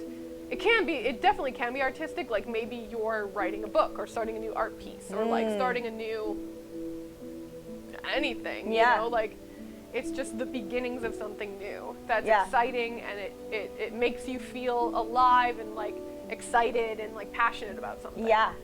All amazing things. Yeah. You have so much new opportunity coming your way, and you hold the power to make it happen. Yeah, I mean, it's definitely like, it's telling a story of like, you know, you have the potential inside of you, you've proven that you have the potential inside of you, and in the future, you're gonna start something new on like your own hard work and merit, and it's gonna be fun, and it's gonna be tough work. Obviously, starting anything new is a lot of hard work, but like, you got this because of your past and present. You've proven you have everything you need. Yeah. Period. Yeah. All right, that was your reading, Fishy Floor. Thank you so much. We appreciate you coming in the chat. We're gonna take a 10 or 15 minute break. I think it's 10 or 20. Let's do 15. Let's do a 15-minute break. We're gonna take a 15-minute break. We'll be right back. We're gonna get to every other reading that we have happening. Yeah, we have Echo Bun, High Karma, and then MS Fan are the next 3 on our list, and then we have 2 others after that. So we got you on our list. Stay tuned. We will get to your readings as well, and we will finish out the sword suit. We'll talk about all of those meanings. We're hoping to get to the court cards tonight. Yes. And talk about all of the court suits and what those mean. Mm-hmm. So, all right, Fishy Floor. Grab some water, go pee, Yeah. and we'll be back. Or if you're Fishy Floor, go to bed. Go to bed. Sure, do that too. Thank you. Thank you for joining us. We'll be back in just a little bit. Be back. See you soon. Bye. Wait, I have to JoJo pose. Oh, yeah. I have to JoJo pose like Patrick. Hi everyone, welcome back to Hello. Nova's Tarot Corner. Welcome. Hello, welcome. If you don't know, we have a D&D stream on Wednesday nights at 7 p.m. with a wonderful cast of characters, including Gianna, who plays Nova, which is why this whole thing has happened. And one of our lovely players, Patrick, loves to JoJo pose every time we come back from break, and Yeah. I felt inspired. I love it. Thank you guys for sticking around. Thank you so much. I'm glad that a lot of you are still here. I Yeah. know it's very late, and I appreciate all of you night owls like me. Are you cold? I am freezing. I have a blanket, but Do you I'm want to put cold. the blanket over you? No, because then it messes up with the Oh, you're right. mic You're and right. it messes up with the other things I've been. Is there any chance that we could get a heater in here, dear lovely mission control? Alex! Alex, Alex! it doesn't cause that much background noise. Can we get a heater, please? No problem. I'm so sorry. It's okay, no. I have had the sweet, sweet warmth of whiskey to keep me That's warm, okay, and I you didn't know? even think about anybody else. I'm dead. If anyone is unaware, my personality is fueled by booze. Hi, you guys. Thank you. Hello. Thank you so much. Yeah, I was like, Alex, could you bring a heater? We just needed we needed the warmth of your smile to keep us warm through the night. That's so true. There it is! Look at that smile. Yes. Okay, so we're gonna be, oh my god, my hair is not as straight as I once thought it was. That's fine. We're all learning here. You guys, I'm going blonde on Wednesday. I'm very excited. I'm so stoked. Congratulations. Thank you. All this brown is gonna be gone. I need to redye my hair too. It used to be yellow, green, blue, purple, and pink in all different shades, and it is kind of faded. I need to redye it before I leave. Speaking of, I guess this would be a great time to say, we, instead of doing Tarot Corner every other week, we are actually going to have another episode of Noah's Tarot Corner next week on Sunday. We're doing 2 weeks in a row for you know, treats for you lovely people, because I am going to be traveling and I am not going to be here for quite a while. It's exciting stuff. It's all good things, very exciting career opportunities, but I'm going to be gone. So we are going to do 2 episodes back to back instead of every other week. So if you get a chance, same time, 11 p.m. Pacific, next week Sunday, and we'll be going over all of the major arcana. Yeah. Which is gonna be so fun because they're so good. Major arcana is very powerful. We're gonna be going through 22 cards. Hey, we're going through a lot tonight. We're already on like 7 and we just started. That's true. Yeah. Okay, let's get through to it. Boom. We're gonna do... Did you want to do another sword or do you want to do Echo Bun? Let's do Echo Bun since they waited through the break. Yes. Yes. You shuffle. I shuffle. I'll talk about card 8. Hey, Echo Bun, nice to see you. I love your emojis. They're so cute. The 8 of Swords. It's right here. Wow. It's almost like I planned that. I didn't plan that, but that's just very nice to have. All right, the 8 of Swords. What a vibe, you guys. Not a good one. Can be a good one. Could. Maybe. Just It's my got- card doesn't look like it's a good one. It's got 2 of sword energy, except just bigger. Okay. At least in mine. Yeah, no, that's pretty accurate. It's like she's bound and blindfolded with swords surrounding her. It looks the exact same in my deck. But too. guess what? You could take and you could use the sword to cut it. Yes. Yeah. Period. All right, so the quote is it dark in here or is it just me? And then, yeah, you got a blindfold on, bitch. So fucking sarcastic. I know. Blindfolded. Hey, is it dark in here? Is it just me? Bitch. The italicized quote is I gotta get out of this place if it's the last thing I ever do. Basically, if you look closer, you can see that, oh, interesting. Oh crap, the witch is in this picture is thinking, I'm trapped and I can't see the way out. But if you look closer, Yeah. you will see that her hands aren't really tied. Yep. All she has to do is let go of the ribbon that binds them, pull off her blindfold, and look Yep. more closely at whatever it is she doesn't want to see. Yep. Her faithful companion is already working hard at trying to help her free herself. Wait, the who's cat, her faithful? Oh, the cat. the cat behind her. Okay. She just has to stop panicking and start thinking clearly. She already has the answer she needs. The little blue bird offers a glimmer of hope. So some things to consider. Sometimes we get so caught up in a situation that we tie ourselves into knots, and it feels like we're trapped by circumstances or by the actions of others, but in truth, it is our own fear that keeps us bound and unable to move forward in a productive fashion. Yep. Ask yourself if this card represents you. Yep. If it does, you already know how to free yourself, so the real question is, why don't you? What's holding you back? Yes. And why can't you see clearly? Yep. Try not to let emotion overwhelm your ability to think clearly. Take a deep breath, stop panicking for a moment, and the solution will probably present itself. Of course, that doesn't mean you're going to like it, and if it was easy, you probably would have done it already. So it's just basically about letting go and seeing things clearly, because it's, again, all in your hands, and like you're the one doing it to yourself. And that's why you can't see clearly or think rationally. Maybe your emotions are tying you down, and this card is like, don't let your emotions weigh over you, like think rationally and logically, and you're able to get out of the situation. It's just about letting yourself do so. That's exactly it. And my book says the exact same thing. Like, fear is preventing you from moving forward, and your confidence has taken a knock. But however, none of the swords are actually touching the woman in the middle, and only her bound senses are preventing her from going forward. So it's saying, like, just remain calm, don't give into your emotions, like, just keep in mind, like, all you have to do is untie yourself, like, free yourself, use your clarity of thought, use your logic to, like, unconfuse yourself, and the situation is not as difficult to get out of as it may seem like, because, you might be, like, really emotional about it, or it may seem really confusing, but as long as you keep a level head, everything will work out. And it also says swords usually depict clarity of thought, so because there's 8 swords in the picture, there's a lot of clarity of thought, and the answer is available. You just have to look at the situation differently. Yes. Yeah. Yeah. Yeah. Sums it up right there. But yeah, honestly, a good card. It is an 8, so it's a little stronger than the 2. A little bit. But it is very similar. It is. You were correct. It is very similar to the 2. It's just a little stronger. It's just now she has... You're a little more confused. Now she has a ribbon around her, and she's kind of trapped around these swords. But she's also blindfolded, too.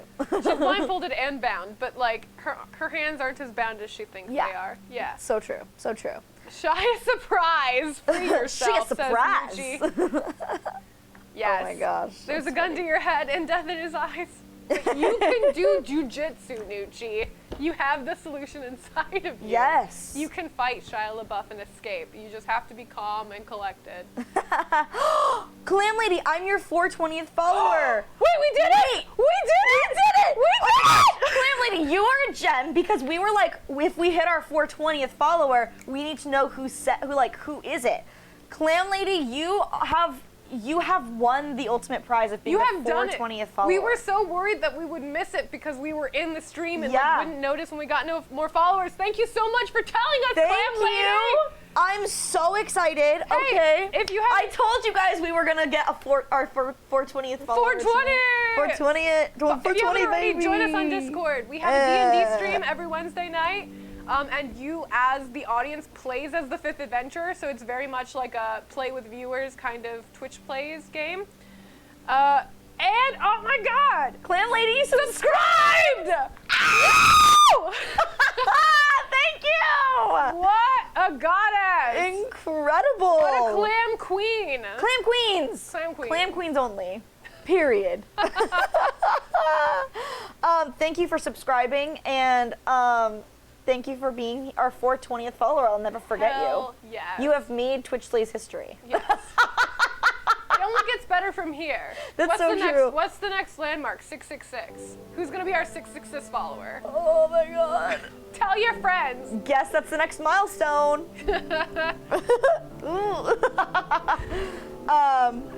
Oh my gosh, here we are. Love this. All right, Echo Bun. Yes, there is the Hermit card in the middle, but don't worry too much because it doesn't necessarily mean what you think it means. Yeah, don't worry, Echo Bun. So okay. This is Echo Bun's love reading. In the past, Knight of Swords. So the Knight and the Page cards, we've talked about this in the past, are very interesting because they can mean a literal person or they can mean like an event. So the Knight typically means either a young man or like a man up until like his early 20s. And because this is in your past, this could mean someone that you knew back when he was this young and is now older now, or it could mean someone that is like currently this age. But it talks about a man who is quick-minded, kind of serious, impatient. He's very strong-witted. He's a strong person, has a very distinct idea of right and wrong. He kind of sees the world in black and white. He is strangely magnetic, but sometimes appears insensitive because he's very much like, no bullshit, only tells the truth. So again, this could be you. This could be someone you knew in your past, but it usually represents a young man. Or if the Knight represents an event, it can mean energy that is like swiftly moving. So events that are coming by really quickly, like things are moving fast. Could be a job, could be a relationship. Since it's a love reading, probably a relationship. something in your past, like if this isn't a person specifically, things seemed to move so fast that they were chaotic and it was a little confusing and you didn't really know what to do. And as the swords always talk about, like, being calm and being logical, this can represent like things that were moving so quickly that you didn't really have the time to think it through, and you kind of got caught up in it, for better or for worse. So maybe there was a guy in your past, or it doesn't have to be a literal person, it could just be someone that has like yin yang masculine energy. Maybe it was a girl in your past that had this like quick-witted, very level-headed, sometimes insensitive because they were all like logic over emotion. Maybe this is someone that you're still thinking about. Maybe this is you. In your present, we have the Hermit. Once again, the Hermit does not literally mean like, oh, you alone. Though, I mean, maybe that's why you asked for love reading. Maybe You could be single at the moment. you could be single at the moment. I don't know your life. I don't know your choices. But the Hermit doesn't mean being alone. It refers to careful thought and contemplation. It refers to like self-reflection. This is kind of like, I think of like a yogi on the top of a mountain, like meditating. It doesn't mean that you're alone. It means that it's time for self-reflection and like internal meditation. Real quick, Clam Lady asks, will you guys do me a favor and hydrate for me? I'm an ambassador from Hydration Nation. I only have two things in front of me. I have coffee and I have booze. So Take a drink of the coffee. hydration is out the window either way, but I'll take a sip of coffee. Yeah. Yeah, I'm gonna be dehydrated as hell, and that's the way I like it. I'm never hydrated. Oh, wait. Booze party, they request booze, hell yeah. With my Twitch Slays D&D mug, purchased by Nucci and Gianna, thank you so much. You're love welcome. it. I You're love it because it welcome. holds a lot of booze. We're gonna get to Scrappy the Goblin in just a moment. Yes. I have an answer for this, and we're about to debunk it. Okay. We are one card away from finishing up this positive reading. Yes. Because the Hermit signifies contemplation, reflecting, and inner wisdom. So it's just saying that you have the answers within yourself. You don't need external influence. You know what you know. So what this is basically saying is, you know, whoever the Knight of Swords was in your past, whether it was another person, man or woman, or whether it is yourself, in the present, you know, in your love life, maybe it's not about somebody else. Maybe it's not about finding somebody else if you're single, or, you know, maybe it's not about your partner if you're not single. It's about knowing yourself.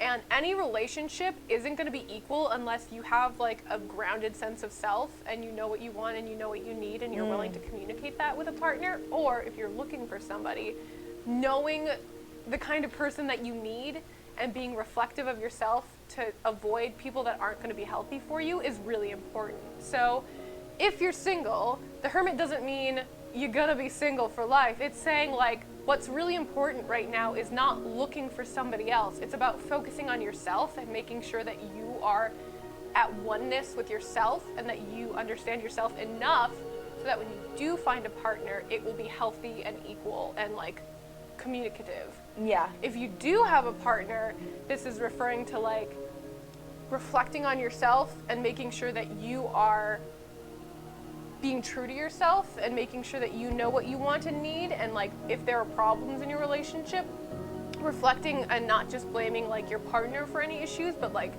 noticing what you can do to make it better and like being responsible for your half of the relationship. So it's not a bad thing. A Hermit in a love reading is definitely not a bad thing. It's just, it's healthy. It's making sure you know yourself and your needs and your wants, and that you are not looking for a partner or expecting your partner to fulfill your other half. Because guess what? You don't need another half. You are a whole. And that's what the Hermit is saying. You are a whole being. You are one. And just make sure that you're reflecting on yourself enough to know that your partner is going to be complementary to you, but is not filling any gaps. Because guess what? You don't have any gaps. You are whole and beautiful and wonderful by yourself, and they're just a complement, a little side on to that. Period. And then the future, 8 of Pentacles. So this one refers to it's called the apprenticeship card. It refers to like learning a skill or a trade, or like more literally can mean like going to college or doing like training. So maybe you're single right now and you're wondering like, when am I gonna meet my significant other? It could be that at your job or at like college that you were gonna find somebody, because this refers to like working on a skill and honing a craft. So kind of going with the Hermit, weirdly enough, you know, if you're reflecting on yourself and if you're inner wisdom and you're meditating on yourself, in the future, maybe you need to hone yourself more. Maybe you need to like build yourself up and like work on yourself, take those extra classes, like earn that degree or whatever. And through working on yourself, you will find your equal partner. If you're already with somebody, it can just mean like, you know, maybe you guys are gonna grow and learn together. Maybe you're gonna pick up a hobby together.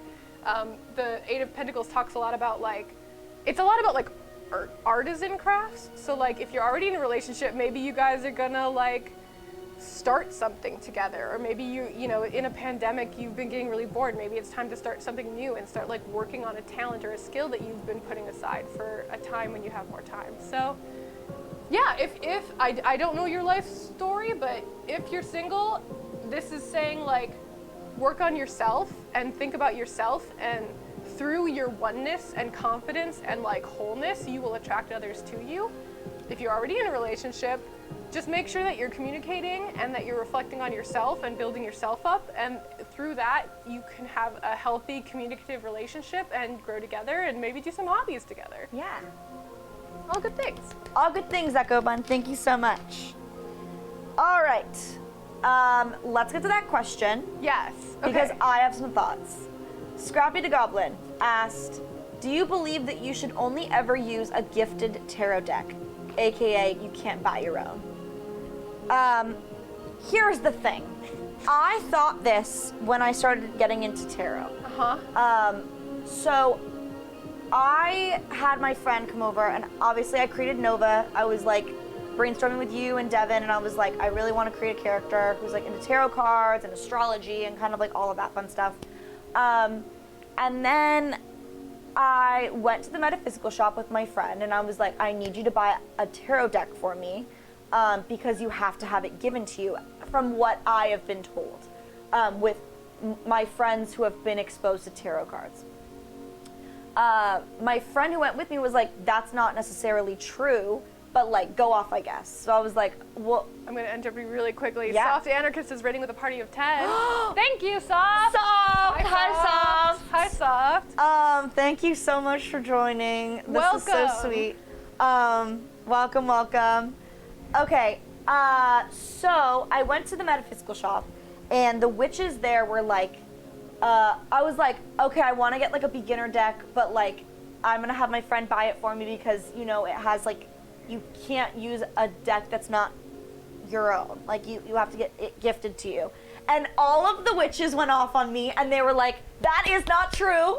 And I was I've never even what? heard that, to be Really? honest. No. I mean, clearly, I bought this for myself, and I've been using it. It was crazy. And I was like, okay, what? And they were like, we don't understand how that started, but like, it's a thing. People come in here all the time, and they're like, I can't buy my own deck. And the witches told me, first of all, it's like a made-up thing. Like, it's not true. And secondly, like, if you're gonna buy a deck, it should resonate with you. Yes. You should pick out your own deck. You should pick out your own deck, because like, what someone picks out for you isn't necessarily gonna resonate with you, and like the energy of the cards is not gonna be like the same, or like the aesthetic that you want is not gonna be the same for like one person as it is gonna be for the next person. So they were like, pick a deck that you want, buy the deck, don't wait for someone to buy it for you, like live your best life. And I was like, wait, I fucking love that. We're here for that. And so no, you don't, it's a made up thing. You don't have to use decks that were just gifted to you. So that's all. That was my little rant. Clam Lady, I'm putting you on the list. Clam Lady, thank you so much. And then we got another question from Clam Rating. What is your favorite deck? Oh my god, I don't have a fave. So, okay, right now I currently only own one. I own the Golden Tarot deck, which I think is beautiful. I think it's gorgeous. I mean, look at some of these cards. And on top of that, they're very imagery based. So if you're just learning tarot, they're super helpful because a lot of the imagery will help you remember cards. Wow, that's way too high. But I have, obviously, since starting Nova's Tarot Corner, I've been looking at other decks because I've heard a lot of things of like, you should have a personal deck for your own readings and then a separate deck for other people's readings to like keep the energies like separate. Oh my God, there's so many beautiful ones. Yeah. There's two right now that I'm looking at that I'm like trying to, hold back, tempted to buy. There's one that's all Art Nouveau, Art Deco style, like, I don't know if you know, like the window panes. I think it's Art Nouveau, because I adore that era of art, and like all of the cards are just gorgeous Art Nouveau. And then the other one that I've been looking at is the one that I sent to you. That's all watercolors. Yes. But it also has the horoscopes on the bottom. So each card, on top of having their like elemental assignment, obviously like cups are water, wands are fire.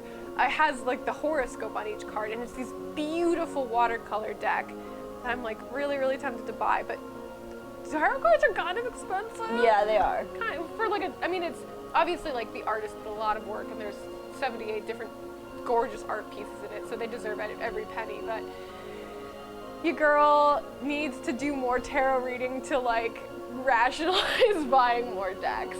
So Yeah. they're on my like Amazon wish list, and someday I will get them. Yeah. Honestly, it'll happen someday. Manifestation. I don't have a favorite deck. I do like this one because it's like really like the cards are very, I don't know I think this is on your deck. It's fine.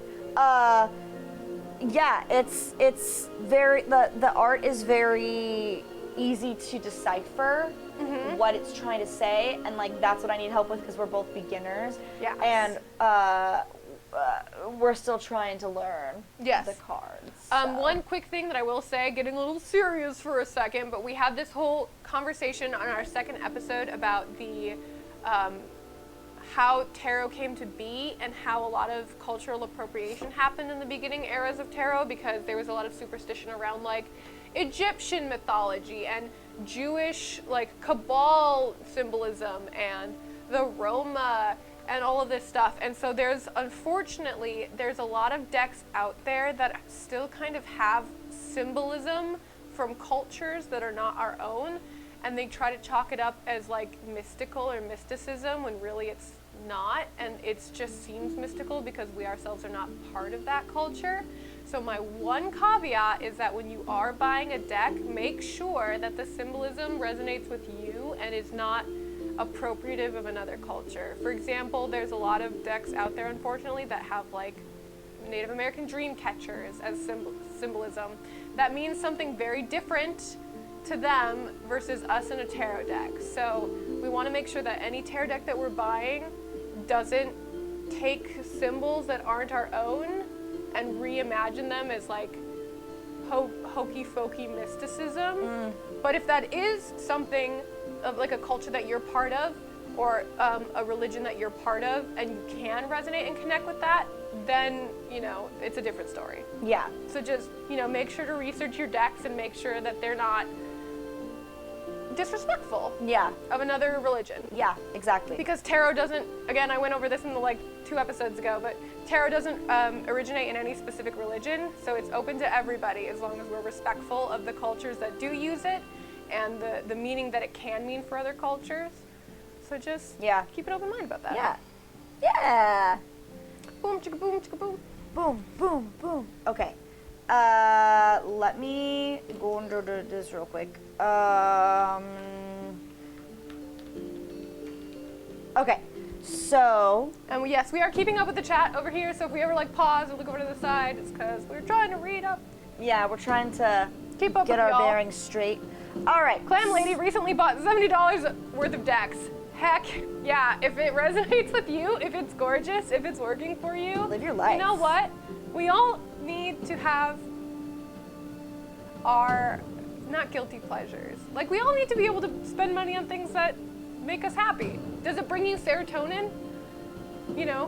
dopamine. That dopamine, That though. dopamine, if it brings you that dopamine, go for it. Oh my gosh. Oh no, it was one deck, one singular deck. That was $70. I hope it's beautiful. Yeah. Or They're gorgeous and sparkly. Or it could have been like a commissioned deck from like a personal artist, in which case, yes, especially because there's so many cards, like artists deserve so much money for creating art. So if it was like something like that, like, yeah, dude, I see it, I understand, go for it.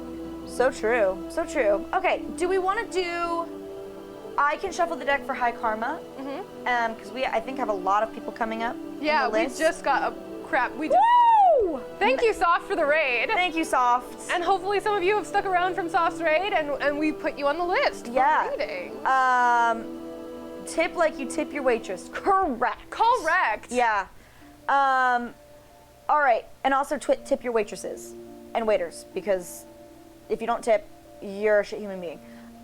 Okay, so High Karma wants was it a career, love, general? Love. High Love. Karma. Did they sound off in the chat? Are they still there? High Karma, are you still here? Hi, We're doing your Karma. reading next if you're still awake. If you're still awake, tipping is not a thing here. Oh, Where are you from? wait, that's so interesting. Some places. Wait, waitresses- was it? My friend makes her own cards. They are beautiful. Finland! Samu Circa. Dude. Finland? Whoa! You know what? I'm gonna put the Discord link. Go on our Discord and post some pictures of either your favorite tarot deck, the tarot deck that costs $70, or Samu Circa. Show me your friends' decks, the one that they hand make. I want to see if they're beautiful. Go in the Discord and like link us some of these photos, Yeah. because God knows I want to buy more decks. If your friend's selling, maybe. Yeah, maybe. All right, so. I'm catching up on the chat. Hey, thank so you, sorry. Sam, for getting into this Discord.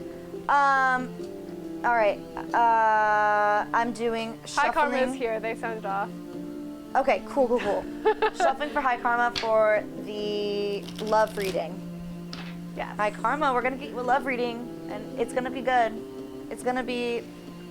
We might roast you, we might not. It might and, happen. Like, that's just the cards talking, not us. So, about how long does each reading take? It really just depends. So we put this as a just chatting stream because we do honestly, we talk about the meaning of tarot in between readings, and we talk about life, mysticism, just how we're feeling. We talk to the chat. So it honestly, it does vary. If you're liking what we're doing and you want to stick around and you're having fun and you're feeling entertained, please do. Please let us know though if your reading isn't for a while and you need to go to bed. Just let us know. We'll take you off the list. It's kind of like karaoke rules, Yeah. We're just first come first serve. Yeah. We're vibing. We're having fun. But if you need to peace out, we understand, and just let us know. Yeah. All right. Hi, Karma. I got your stuff. All right. All right. Love reading. We got in the past placement. We have the Star. We have the Five of Wands in your present, and the Ace of Wands in your future. Lots of passion. Yeah. The fire energy, coming through. For the Star, this is the Hope card, correct? The Wish or Hope card, if I recall correctly. The Star. The star is a hope. Yeah, I believe that's the wishes basically. Okay. I always it's really hard with major arcana because they're pretty vague. We also have not gone over the major arcana yet, This is so we correct. are still learning. This is correct. Hi everyone, we're still learning. We're just having a fun time doing so. The star, hope. You're right. No, it's hope. Sense of optimism, telling us to have faith, be safe in the knowledge that better times are ahead of us. It brings healing. It always is a welcome sign in any situation. It shows promise, specifically in relationships. It shows the healing of rifts, harmonious living conditions, or hope for the future. A new relationship with this card shows shared harmony and a good future. Love. Yeah. And if that's in the past placement, would that be that'd be more The hope for the future, I think. Yeah, hope for the future. Like, we're hoping for a harmonious relationship. We're wishing on that star. Manifesting. We're thinking about it, and we're watching out for it. We're keeping an open mind. We're ready for it whenever it comes. Yeah, that's your past card with love, and just like kind of thinking about love, and maybe You're the type of person that love is a little bit higher on your totem pole of things that you want. I mean, you can find fulfillment in friendship and family and career, but love is a little bit higher on the list of things that you really, really want. And so in the past, it's been something that you've put faith in, that a harmonious relationship is coming. If you weren't in one at the moment, or if you were in one, that rifts or disagreements would be patched over, and good times were coming. Yeah. Correct. Yes. Couldn't have said it better myself. All right. So the 5 of Wands is your present, which is kind of a weird one because on my card, like, they're all bickering, and it's kind of a chaotic environment. So maybe your love life right now is a bit more chaotic, or there's just like a lot going on. A lot of disagreement. Yeah, a lot of disagreement, and whether that be with like an actual partner, or maybe it's like disagreement with certain beliefs with someone, or something of that sort. But it's just like very chaotic right now.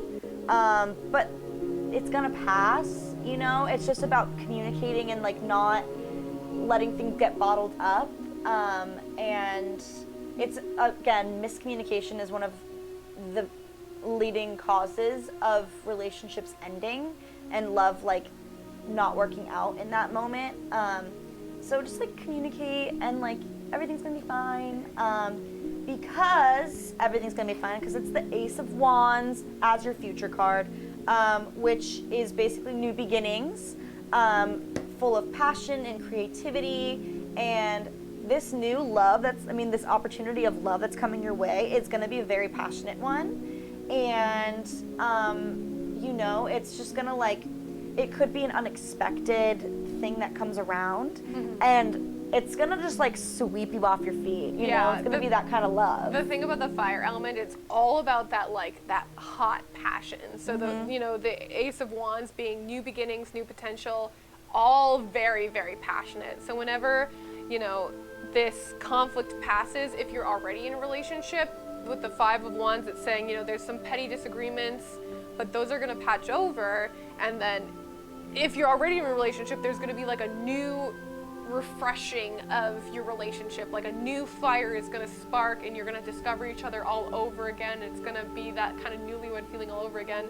If you aren't currently in a relationship, whatever kind of chaotic, petty things are blocking you at the moment is going to break away, and something like a new relationship is going to happen, and it's going to be hot, it's gonna be passionate, it's gonna be exciting, it's gonna be fulfilling, and that's really exciting to look forward to. Yeah. That's all good things. Yeah. I am gonna say we are gonna give, I think, 5 minutes. If you haven't already asked for a reading, we have quite a list right now.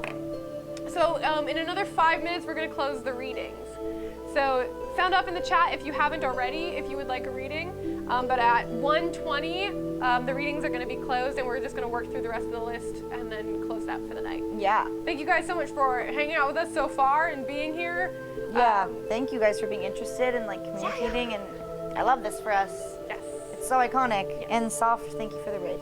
And yes, thank you again. I think Soft is now a sleepy Soft, and that's okay. He's been up late, and so that's all good. Okay, so that was High Karma. Emma Span is going to be next with a career reading, but we need to talk about the swords. What were we on? We were on 9, I believe. 9 of Swords. All right. So, the 9 of Swords, no matter what deck you have, as far as I've noticed, is kind of the same imagery in every deck. It's usually a woman or a person laying in bed with 9 swords kind of hanging over them. We did get this in a previous reading. And what this kind of refers to is that you're feeling anxious, you're feeling disappointed, you're feeling despair. But you need to be reminded that in the image of the the card, the swords aren't actually touching the woman. They're not touching the person. This feeling of a sword hanging over your head, literally, it's an idiom for a good reason, is because you feel this sense of dread, but it's separate from you, and you can separate yourself from that anxiety and that despair. And just to keep in mind that a lot of the problems, especially in modern day, that we face are because we think too much, and we you know, overcomplicate things in our head to the point where we're feeling anxious about a problem that's not even there. And this is not saying that anxiety and depression, like as mental illnesses, are just in our heads and that you can just get over it. That is not what we're saying. Those are, you know, people have real issues, and we respect that, and the trouble and the you know, difficulties that those kind of things can face. But on a smaller level, sometimes we can make ourselves and work ourselves up into anxiety when there's nothing actually wrong. And so this card is just kind of saying, like, you know, it kind of shows like a woman that just had a nightmare, you know, and she's still feeling the anxiety of those swords hanging over her. But there's a new dawn on the horizon, and as swords always talk about, cool logic and thought over emotion. So like if we can just calm ourselves down and think through the situation and uncomplicate it for ourselves, some problems aren't nearly as big as they seem. You know, we don't need to make mountains out of mouse holes or ant hills. I don't know what the idiom is. I think it's ant hills. Mountains, I thought it was mountains out of mouse holes? Mouse holes? I thought it was an MM thing. I don't know. I'm not sure. Mouse holes are, I thought they were like the little mouse holes like in the house in the wall where like molehills. Thank you so much, Clam Lady and Echo Bud. It's mountains out of molehills. I knew it started with an M. I just couldn't remember. I've never heard it before. I knew it wasn't mouse holes.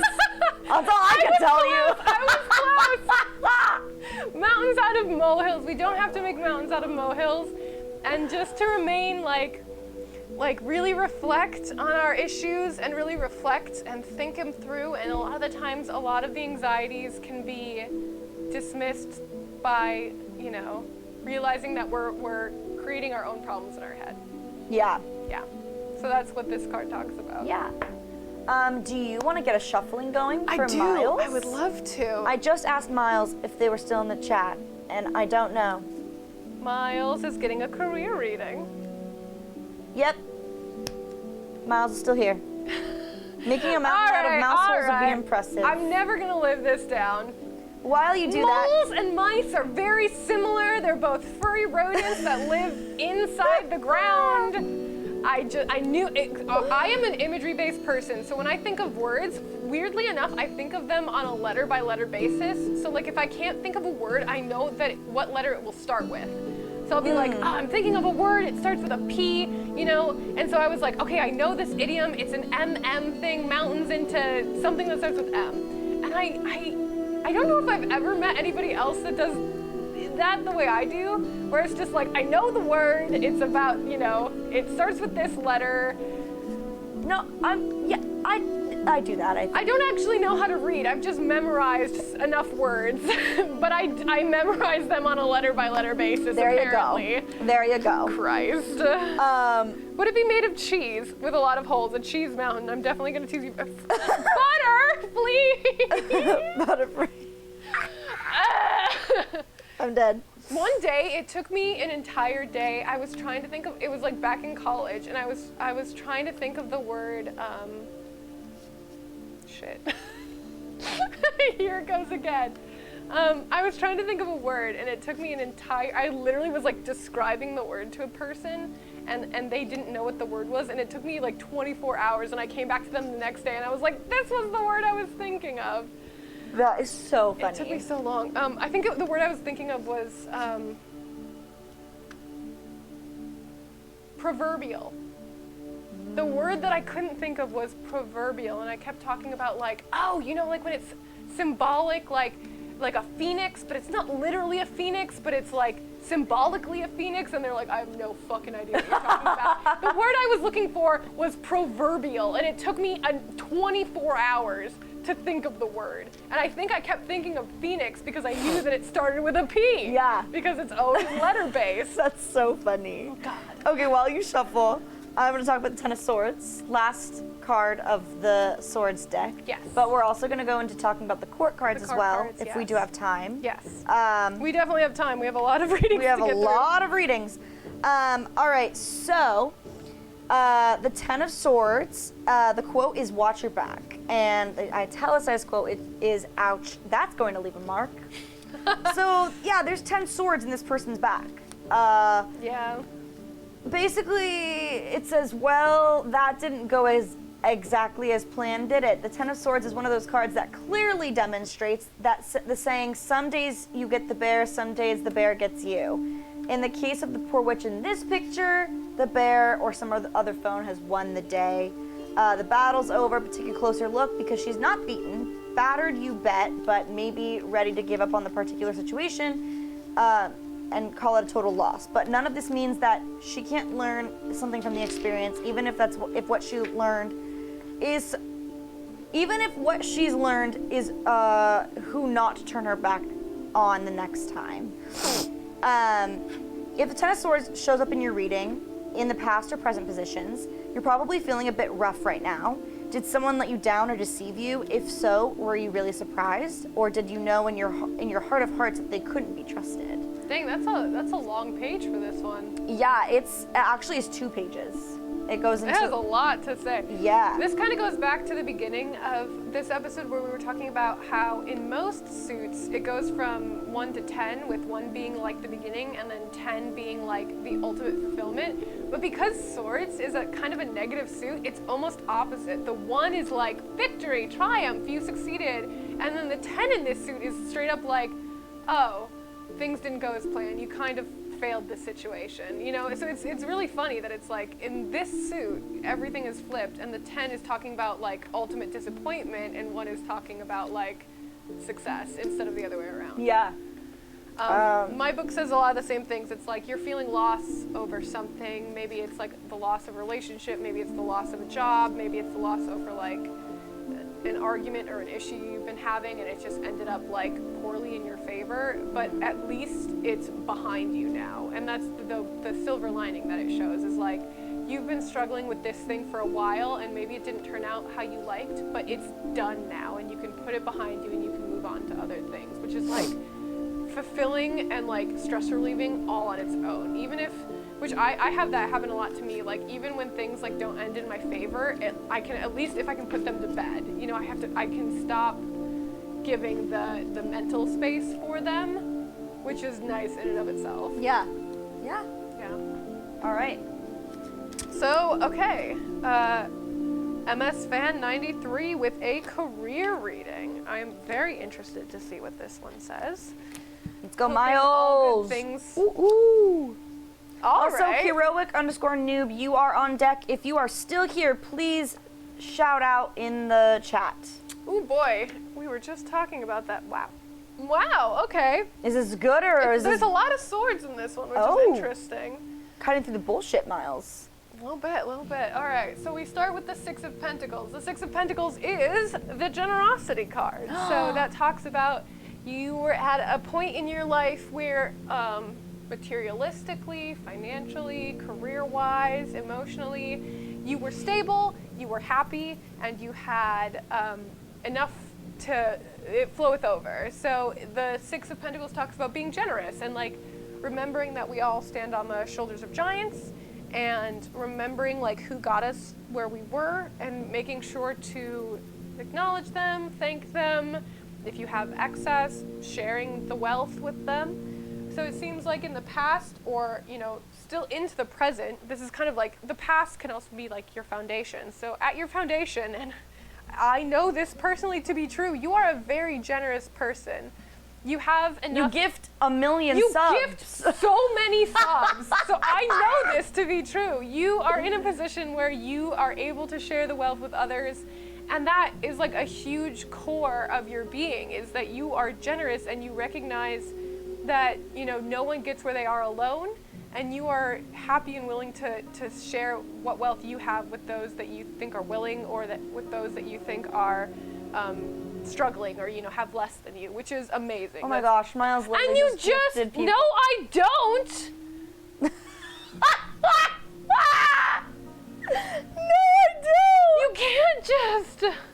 Miles does this thing, you guys, where like He gifts It's just like- meme subs Yeah, to people meme that subs. aren't even in the chat. He'll just think of a funny username and he'll gift a like sub. I think Big Rock was one. Big Rock was one. Something like Anarchist Soft was one. Yep. It was just. Yep. Yeah, well, you just proved my point. So I'm right, you're wrong. You can't say no, I don't. You're wrong. In the present, you have the Ten of Swords, which we were just talking about. Seems like something's disappointed you recently, Emma Span. Something that you've been struggling with for a long time didn't end up in your favor. Specifically in your career, maybe you've been trying for a specific job, maybe you've been applying for jobs and you haven't heard back, maybe you got let go of a job that you have been having an issue with for a while, and it's been, a struggle. It's been a constant struggle, and now it's finally done. And again, if I think of it with like career applications, like when they don't give you an answer when you apply, it's really obnoxious. Like, at least send me the email saying, no, thank you, we've looked at other candidates, because then mentally I can like close that off in my mind and move on. So something like that's happened to you recently, where maybe you were, sending out a lot of applications and, they were kind of leaving you on red, where they didn't tell you, but maybe you finally got that answer back or that email back that was like, thank you, we're going with other applicants. And while it sucks and it's unfortunate, it's put a period on that, and you can like mentally save that for something else. Now you can move on to a place where you can store your energies for bigger and better things. And like, I've been there. The amount of times that I've sent in job applications to a Disney careers page, they don't Truly. they have automated messages at the very least, but it takes months and months, and it was like, I forgot I applied for that job at this point, thank you. Yeah. But it just means that you can focus on bigger and better things for yourself, and you don't have to spend that mental, bandwidth on something that wasn't gonna work out in the first place. So it sucks, but bigger things are on the horizon. And then Three of Swords is in your future position. And I know that we just talked about this. Stormy emotions can lead to quarrels. Remember again that this card has only the energy of a 3. So it seems like, though some small hiccups may be in your future, as long as we remember that like these are petty squabbles, and in the long run they don't mean much, and they seem big in the moment. Kind of going back to the Nine of Swords, some things that can seem big in the moment, in the long run are small. We can save ourselves a lot of heartache. We can save ourselves a lot of emotional bandwidth by just remembering that this does only have the energy of a 3. Yeah, that's true. Some of these issues in your future seem sad and disappointing, but again, there's always a bigger and better thing on the horizon, and keep the energy of the sword in mind, where we cut through bullshit. That's why it's the air sign, because we cut through the air, we cut through crap, we cut through all the negative emotion, and we just keep logical and cool and calm, and we know that, this too shall pass, and bigger things are coming. Yeah. Miles says, starting a second job on Tuesday, should I be scared? No, I don't think so. No, I don't. No. Even if like even if like a tarot card does say something negative, I always am just like, there's always got to be something positive to it. Like, even if it's like a negative thing, like, oh, like something negative's happening in your future, like watch out. It's always like that something negative happens in order for something good to come out of that. You know what I mean? Like, sometimes the like opportunities that like come our way, like they don't work out, but like something better is on the horizon. I also, like, this reading this doesn't necessarily mean it's going to be about the new job that's starting, especially because like no card has given me an indication about, we didn't get any aces, we didn't get any like new beginning cards, so I don't honestly think it's referring to that. Yeah. It could be referring to something else, which is why they always recommend like keeping a tarot diary if you get readings or if you do readings for yourself, because some readings that like don't seem to make sense in the long run, like you look back and you're like, oh, it was referring to something completely different. So to me, this seems like, if you're starting a new job, obviously, Ten of Swords doesn't really apply to that in the present because you did get that job. It could be referring to another issue in your career, maybe like another venture that you were going towards that didn't work out. And then the Three of Swords in your future, again, is just like, try to keep above the bullshit, especially when like walking into a new job, like there can be petty squabbles, there can be like, with new coworkers or new management, like just keeping a level head and making sure that you don't get caught up in the like silly rumors and gossip and everything, and it should work out fine. Soft is in the chat. Hi, just stopping in to say you're all amazing and beautiful before I go to sleep. Thank you. Soft. Bye, Thank Soft. you. Good night, Soft. Sleep tight. Don't let the bed bugs bite. All right. That's all. Also give Magnus and Sephi a cuddle and a squeeze for me. All right. Glad you have electricity again. This is true. Yes. This is true. Okay. Elmo's World 77. Are you still in the chat? Sound off if you're still in the chat. Oh, is Heroic Noob no longer there? Oh. Because I believe it was after MS Fan was Heroic Noob. No, you're right. Wait, what happened? He has gone to sleep. Okay. Thank you for the update. Heroic Noob has gone to sleep. So that's correct. Elmo's World is next. If you are there still, Elmo's World, please sound off. What is the... It is a career reading. Career reading. Okay. And then Legacy Wisp. Is a general after that. Are you still here as well? Anyone who's on screen, are you Yeah, any of the alive? three on deck, let us know if you're... I feel like Clam Lady might still be here. Legacy Wisp is still here. Elmo's Legacy World, Wisp. are you still here? Clam Lady is still here. I love Two this out of for three. us. 2 out of 3. I'm gonna say Elmo's World, we're gonna put on hold. Yes. We will do a reading. I'll do a reading for Legacy Wisp while we wait. Yeah. So Echo Bun says, do you want to talk about the Page of Swords? Oh, Page while we wait for Elmo. Yeah. Yeah, we'll talk about a Page. Yeah, let's do the Page of Swords while we wait for Elmo, see if they sound off. If they don't sound off after we're done talking about the Page, we will put them on hold and we'll go down the rest of the list. Yeah. All right, Page. Which one are we putting on? Are we talking about Page of Swords or just Page in general? Well, yeah, we should go through the court cards of the sword first because I think that makes sense. Yeah. And then we'll go through the rest of the court cards. I will be right back if you wanna take control of that. Okay. I'll just, talk to myself. I'll talk to a screen. It's fine. That's so true. Hi, chat. Let's talk about life and tarot. All right, the Page of Swords. Oh my gosh! Wait, Clam Lady, what's going on? Poll, should our lovely, incredible hosts drink, hydrate themselves? Yes or double yes or liquor? Haha! I don't have liquor because I have to drive home soon and, gotta stay responsible, but I will hydrate for you. All done. Okay. So we're gonna do the Page of Swords, because oh my gosh, this is our first court card. This is kind of exciting, and Ciara's not here for it. I'm so sad. Okay. Oh my gosh. Hello? I'm just gonna. All right. So we're gonna do. What the heck? Where are the swords? Here we go. All right, Page of Swords, you guys. The quote is impulsive or intuitive, you decide. And then the italicized quote is, I don't need to know where I'm going to get there. So look at this young witch, ready to hit the road in search of a new idea or a daring adventure. Ah, youth. It doesn't really matter if he's prepared, he's going anyway, and that's okay. Everyone has to start somewhere.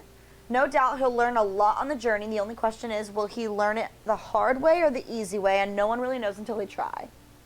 So it's basically just kind of like going at life full on and just like, yeah, I'll just fucking find out when I find out. The pages often represent a younger person, a child, or someone for whom you feel responsible. But as we know, everyone's young at heart. Valid. So no matter what age you are, this card could also represent you if you're following an idea or beginning on the path to a new goal. The Page of Swords indicates a mixture of enthusiasm and uncertainty coupled with determination to pursue the journey to its end, no matter where it leads. Just be sure that you aren't following an idea just because it appeals to you on an intellectual rather than emotional level, which is all about the swords. Cups are more emotional, and then swords are obviously a little bit more intellectual and logical. Those air signs, though. But it's not based in fact or practicality. There is such a thing as being too smart for your own good. So that's the Page of Swords. It's basically just like being, I don't know, like I guess everyone is young at heart. And like as we grow up, we do kind of lose that childlike wonder. And we talked about that before and earlier in the night. And it's just important to like sometimes go at life like head on and not really care about the repercussions that come along. Talking about the Page of Swords. Yeah. So we're just favorite card aesthetically. Oh my gosh! Wait, can we get the camera switched over, Devin, to my card so we could see? Sorry. Okay. Poll time. Ooh. There we go. We're gonna get the poll started, ladies and gents. Type 1, 2, or 3 in order to get a poll. Favorite card aesthetically. Oh. Is this like a general question? Like, what's Like my just favorite any card in the card, deck? yeah. The one that comes out to me, I'll show you, is, this is the one I was looking for. I'm not joking, third card in the deck. This one, the Strength card. Oh, I love the Strength card. It's just so beautiful. Like in my deck, it's just so pretty. It really sticks with me. If you guys watch Critical Role, this is a D&D stream, so I do watch Critical Role. Hell yeah. This card reminds me a lot of Vexalia, who was a character on Critical Role. And then the lion is kind of like, it reminds me of Trinket. And wait, this is so funny because I was just saying I have a fear of tornadoes, and my favorite card aesthetically has a tornado in the background. Let's unpack that for a second, guys. Inner strength, though. Oh man, there's so many pretty ones in my deck. We're tied. Oh gosh. Okay. Thank you, Echo Bun. Double hydrate.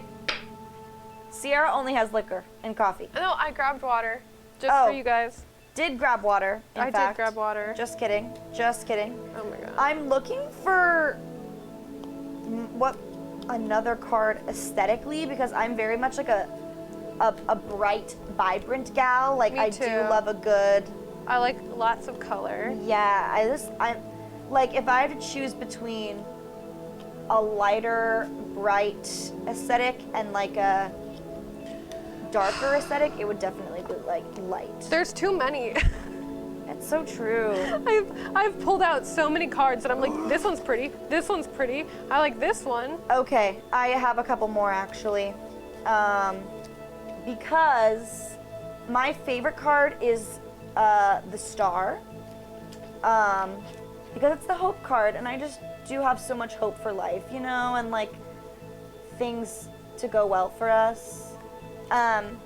But like, you're gonna sit there and tell me that this isn't the cutest fucking card you've ever seen in your whole life? You're gonna sit there and tell me that I'm wrong? You're gonna sit there and tell me that I'm wrong? Like, look at the freaking background. Look at this girl looking like hot as hell. Look at the cat. Look at her sitting in the water. And like, it kind of gives me like Howl's Moving Castle vibes. Like the hills and like his little like dimension. All right, so we got double hydrate, so deep swigs of water time. Oh my gosh.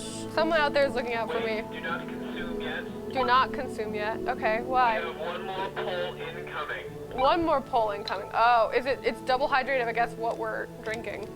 So I have water, coffee, and booze. So I'm water. set. I have so many cards that I aesthetically love in my deck. 2, 3, 4, 5, 6, 7. I chose 8. The other one. I don't know how to. First off, I love the death card in my deck. Can we switch over to my camera just to show my death card, because it is like just fucking badass. It's not like a cloaked figure or anything. It is literally like a skull in a suit of armor with a shield and like a banner over it with a white rose. And I just like, it's so fucking cool looking. Next, I really like Judgment, because it's basically what Gianna said of like, you know, karma, what goes around comes around. Also, she looks badass. She's got some Athena vibes with her like helmet and the trumpet, and there's pretty colors. Yes, Athena. The Fool. I fucking love the Fool. We talked about this earlier, but he's literally like holding all of the zodiac in his hands, and he's also like juggling a hula hoop and like a staff on his foot. So like he's just doing it all, and he's got the whole galaxy and the whole world behind him, and he's a king. Queen of Swords, because she's a badass with a sword. We talked about this. I like women with swords. This is known. You mentioned Strength. I have a similar card, a woman with a lion. Who doesn't love a woman with a lion? So true. It's almost as good as a woman with a sword. Yeah. The Hierophant, I only like on this card, or on like this deck. I don't typically like the Hierophant in other decks, but he's got stained glass behind him, and like if you've seen any of the Twitch Slaves layout, stained glass is like our thing. And so I love that. No, it's true. And you literally, didn't you make that? I made all of the banners and everything. Yeah, hello, Yeah. you little talented. I love stained glass. I think it's beautiful. And then the last two are the Hanged Man. I love the Hanging Man because not like just the meaning of the card. It's all about self-sacrifice, and like he's there purposely, like he's putting himself to do this. But also I just think it's cool that he's like hanging by chains from his foot. I just think that that's so like aesthetically like cool. Yeah. And then the Seven of Cups I just really like on my cards because it's got like all the choices. So there's like a cup of light, a cup of stars, a cup of fire, a cup of rainbows, a cup of like a bird, a cup, I don't know. I'm taking way too long on this question because I just love my deck. It's so pretty. There's so many cards I want to highlight. They're beautiful. Let's move on. Oh no. You just went over the page of swords. We support hydration. We love women with swords. Hell yes, Magikarp. I fucking love a woman with a sword. Hi, Magikarp. The entire bottle of water. Entire bottle of water.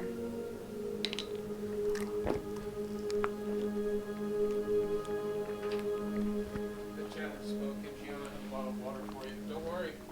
I wouldn't drink that because you need to consume all of this. No, I literally just had a whole bottle of. That's not a full bottle, Gianna. You have to do it for the show. Oh no, I'm gonna be really unwell, you guys. I'm not good with chugging anything. I'm turning off the mic because So this like bottle was collapsing as I was drinking it, which did not help me one bit. But there you go. This is what you wanted. You're welcome. I hope that was like ASMR pleasing for you to hear me fucking chugging that piece of shit. Because I did not think to turn my mic off. This is what you wanted. You're welcome.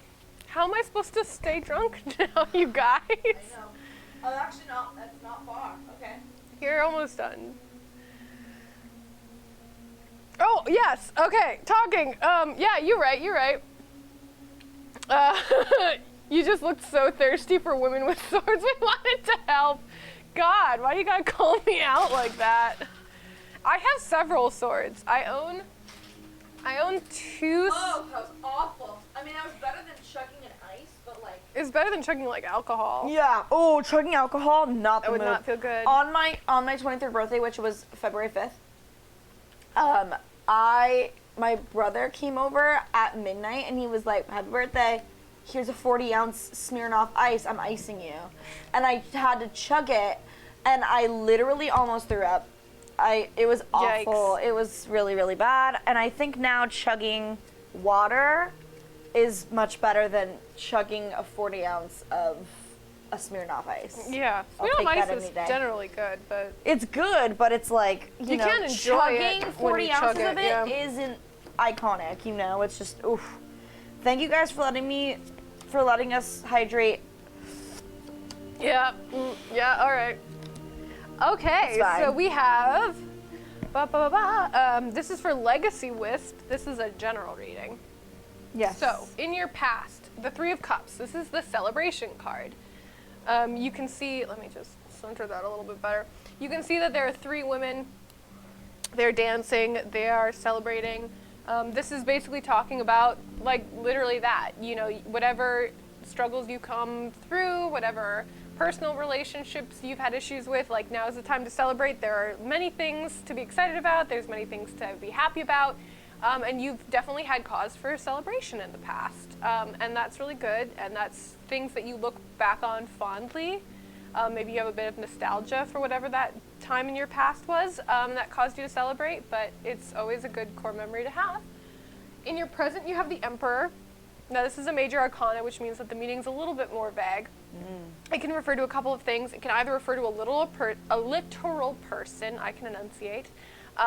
Obviously, this is like masculine energy, but it doesn't have to be a literal man. It could be a woman that has like that yin-yang masculine energy, but it refers to like, I think of like the CEO type. Like this is someone that's like a leader, someone that is no nonsense, like get the job done. This is someone that is like going to kind of like rear the family, someone that is financially stable, ambitious. He or she has authority, comes with a lot of achievement. They like to keep a calm head and make decisions on facts, not be overly influenced by their emotions.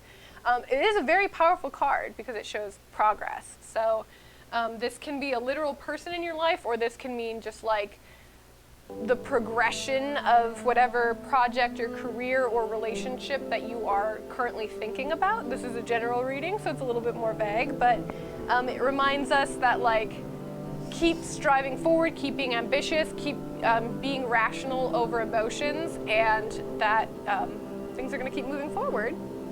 And then that leads straight into the Ten of Pentacles, which is literally like, boom, money, you know? It's like, happily ever after. It's the happily ever after with money. It's like financial stability, home stability, like wherever you're living. It refers to documents, so it can be wills, it can be inheritances, it can be property, it can be documents of like graduation. So if you're at school right now, this can mean diplomas, but like, damn, these are all really, really strong cards. So you've had cause to celebrate in your past.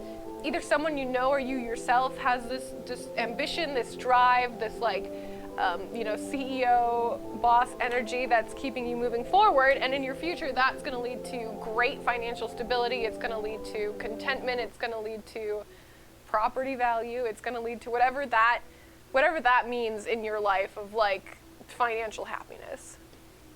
Yeah. So like, dang. Legacy Wisp, go off.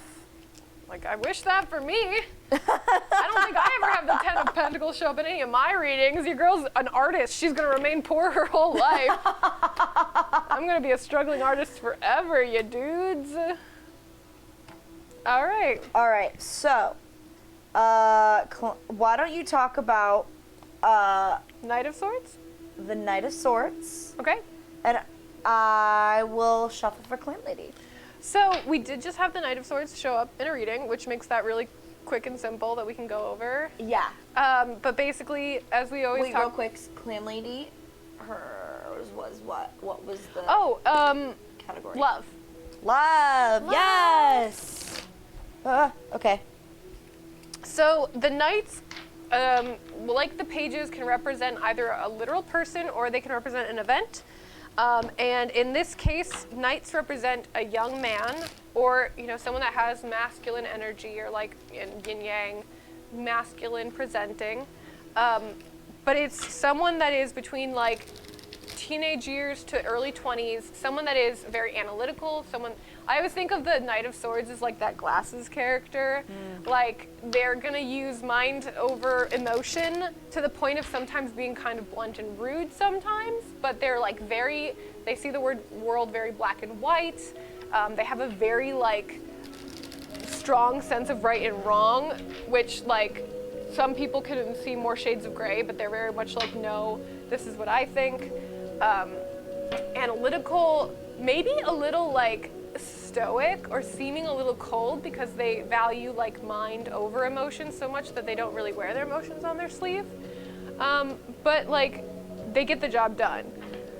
So that could mean a literal person, or the knight can mean an event. And in the case of swords, it's like really fast energy because it's an air sign. So it usually refers to like an event that's going by so fast that like it catches you off guard, or it makes you confused. So in like a relationship, the Knight of Swords can be like your relationship is moving like and progressing so fast that like you're taken aback. Like maybe it went from just talking to each other to dating to like moving into each other way faster than you thought, and that can lead to confusion. But it just warns that like just, you know, take a deep breath and keep a level head about it, and like really think about what you want, and don't let the momentum of that air sign catch you up in it. You know, don't get blown away. Like just keep a level head, and you'll figure out what you need and what you want as long as you remain focused. So those are the two meanings of the Knight of Swords. Oh. And now we have, this again is Clam Lady's love reading. Love reading. All right, Clam Lady. Clam Lady, here's the thing. So the past card, we have the Star, which is the Hope card, or the Wish card. Hope and Wish card. Which one is the Star? The Star. Hope. Yeah. The Wish card is a different one. I think Okay. that's like one the of Hope the... card. The Ten of Swords. So kind of like the stabbing up the back a little. Yeah, it's not even the same deck. That's what's interesting. No, I know. We can't even blame the fact that like I pulled that card I earlier. know. Isn't that weird? It's definitely a true shuffle. I know. And I shuffled it so many times.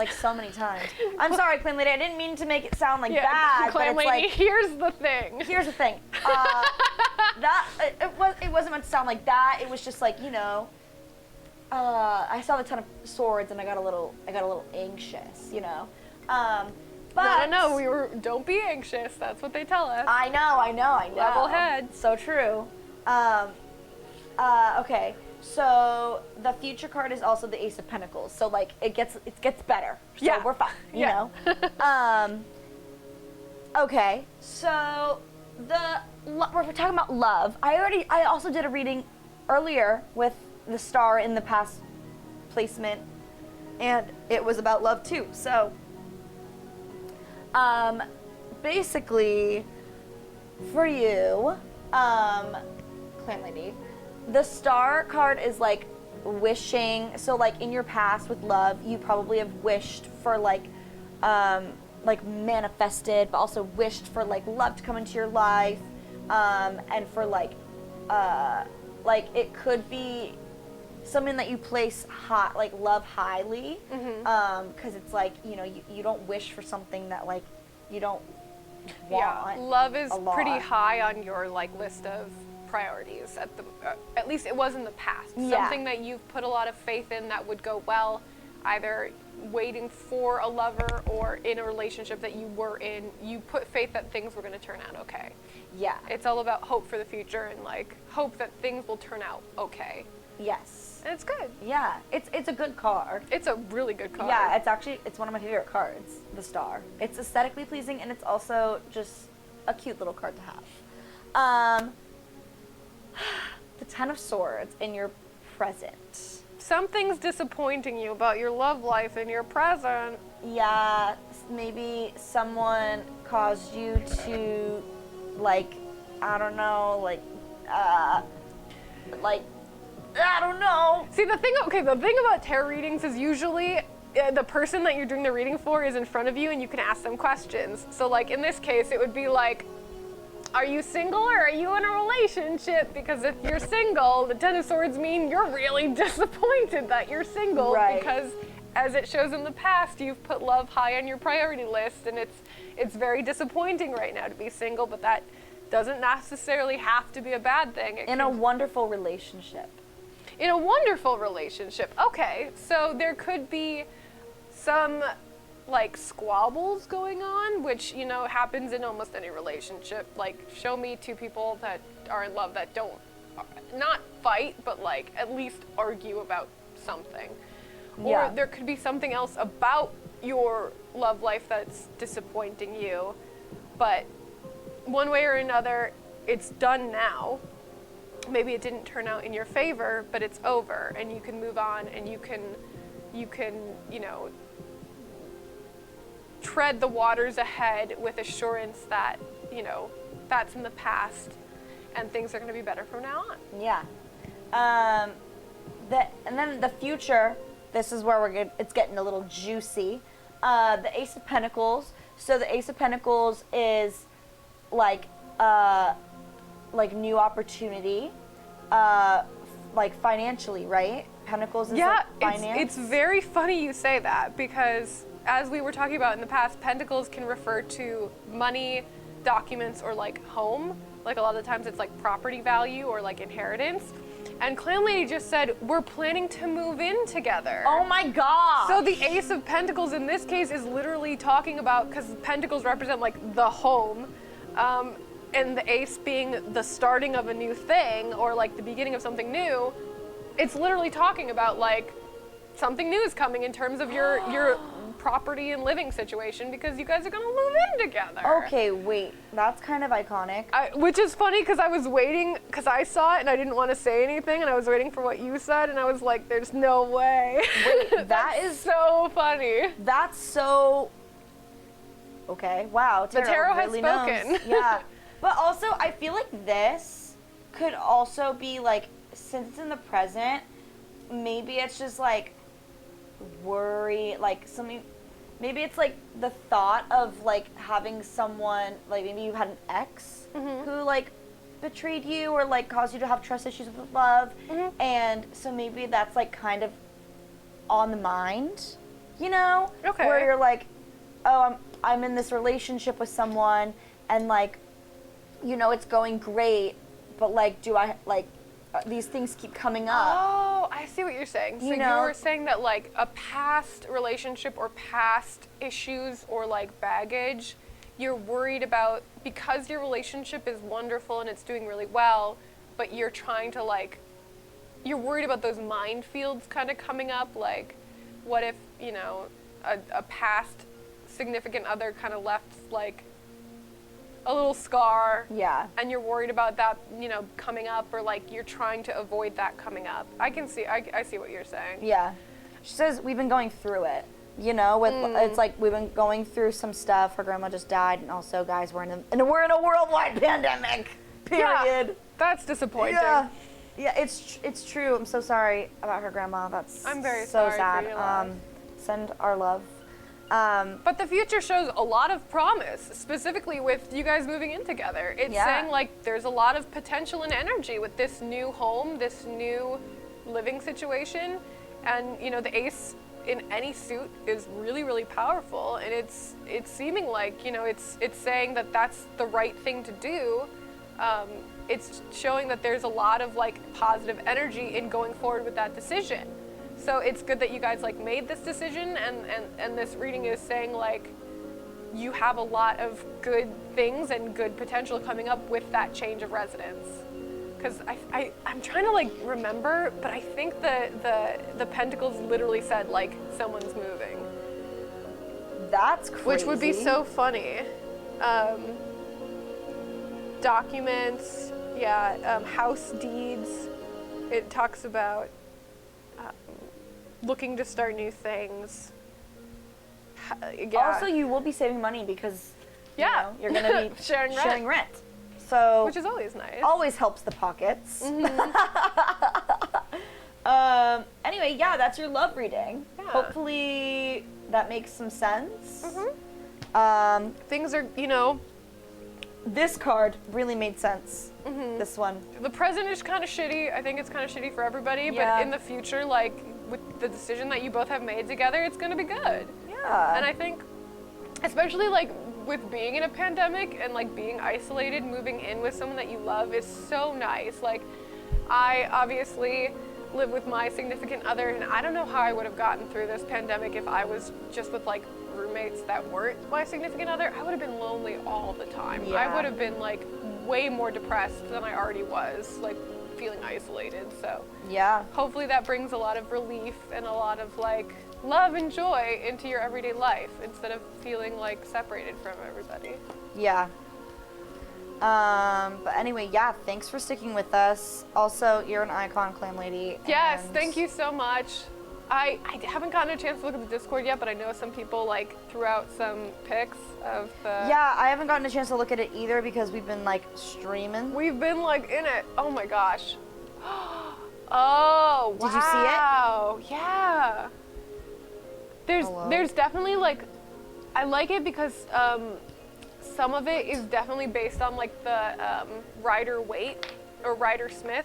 Like there's a couple of them, like the Star, which is very iconic of like the original tarot, but then there's definitely some like completely new ideas. Like the moon is a pirate ship or just like a ship. Oh. I love tall mast ships.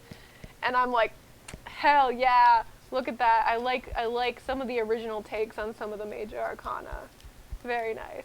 Love. I'll have to take a peek. And they're hand painted. That's Oh, pretty dope. wow. That's very nice. All right, let's find the Queen of Swords. Swords, please. Oh, I just had her out earlier. We love women with swords. We love them. Love a woman with a sword. So I will talk about this a lot because I love this card. I really identify with this card. I identify between like the Queen of Swords and the Queen of Pentacles, but the Queen of Swords is a woman or someone that has feminine energy or female presenting that is very much like no nonsense. It's very much like cutting through the bullshit, logic over emotion, like we're gonna get shit done.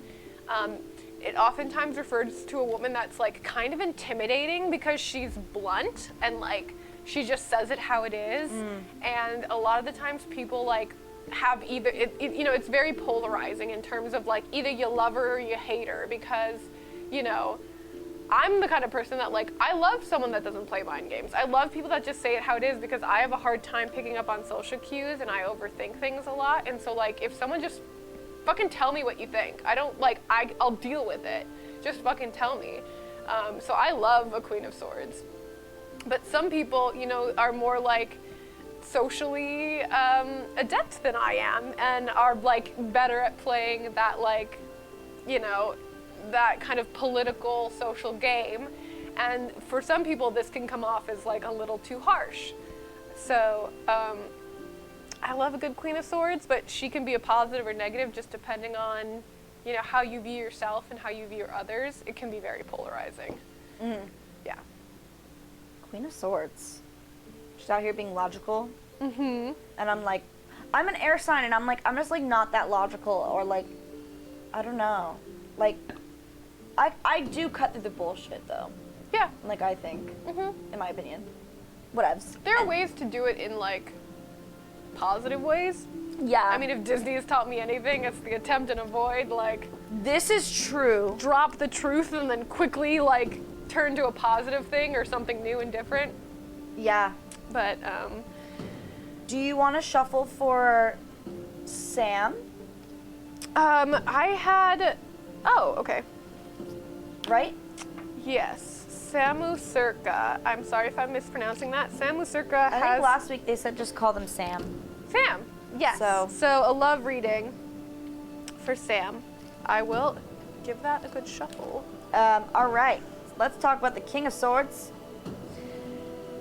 In the quote, look to me for answers from the head, not the heart. Again, very intellectual. That's the sword for you. Yeah. And in italicized, sometimes wisdom requires a cool head and the voice of experience. King of Swords is one cool customer. He's all about logic and reason, intrigued by ideas, but not interested in fantasy. If you need wisdom, you should seek him out. But if you're looking for a hug, you'd be better off going to the King of Cups or, like anywhere else. Does it say that, the King of Cups? Yeah, the King of Cups is our, like, wholesome, heart on his sleeve boy. Yeah. King of Swords is like, I'm gonna balance your checkbook, but don't come to me for a hug. Correct. It's literally the King of Swords can help you when you need practical advice or a calm, clear head. Just don't expect sympathy. All he wants is the facts, ma'am. That's what it says. It's what it says in the book, I swear to God. Sass. No, I know. Things to consider. Who wrote your book again? Who's the author? Deborah Blake. Thank you, Deborah Blake out here really sassing Thank you, peeps, and I Deborah. just love it. Things to consider. If the King of Swords shows up in a reading, like all the kings, he may represent a strong male figure, but one who is not emotionally involved with you. Oof. A boss, perhaps, or a mentor who teaches but doesn't make a deeper connection. He's someone who supports you because you are in the right, or because he feels it is his duty, but it's not out of love or sentiment. Wow, this is really bringing up my daddy issues. Oh, Shit. God. That doesn't mean you can't accept the help he offers. Just don't mistake it for something it isn't. Oh my God. This is literally me every time I start talking to a cute boy. I'm literally like, oh my God, they're giving me something to work with. And then like, they're like, no. Like, no. No, red heart. Do you want to unpack that, Gianna? No. Do we I need to don't talk want to about tell the stream about my boy problems. Oh my gosh. Maybe next time. Yeah, maybe next time, sure. Okay. If this card is in a position where it represents you, it may suggest that you're reacting from logic or practicality without taking emotional issues into consideration, or just possibly it is a reminder to keep your cool. Yeah. So, King of Swords, don't fuck with him when it comes to emotion. Go to him for all your facts and It just reminds me of like a teacher or like a boss. Yeah. Someone that's like, okay, if you need me to like break this down and like work with you, we'll like get to work, but I'm not here to like be a shoulder to cry on. I'm here to like get the job done and then be done, you know? Yeah, or yeah, like, yeah. I will agree with you if you are right, but if you are wrong, I am not gonna like placate you. I'm gonna tell you straight up you're wrong and move on. Which, Yeah. you know, again, there's like great things and bad things with that. Sometimes you need to cut through the bullshit and just be told you're wrong. Other times, like, you just wanted that shoulder to cry on and he's not the one to go to. yeah. Yeah. Honestly, sorry, King of Swords, but I'm not going to you for anything. I mean, there's good things. I guess, but not really. He's just kind of like, nah, these are the facts, and I'm like, I just don't want to deal with that. Damn, with these 10 of Swords in the What? again. Again, I know, crazy. I'm like, we need to cleanse. We need to cleanse this. It's the pandemic. No, it really is though. It really is. Everyone's feeling it in the present. All right, so this is for Sam. This is your love reading. So, Sam, I'm not sure what your pronouns are or how you present, but in the past I have Queen of Cups. And Queen of Cups could be a woman, could be you, could be, if you're not female presenting, it could be like the feminine side of yourself, or it could be a significant other.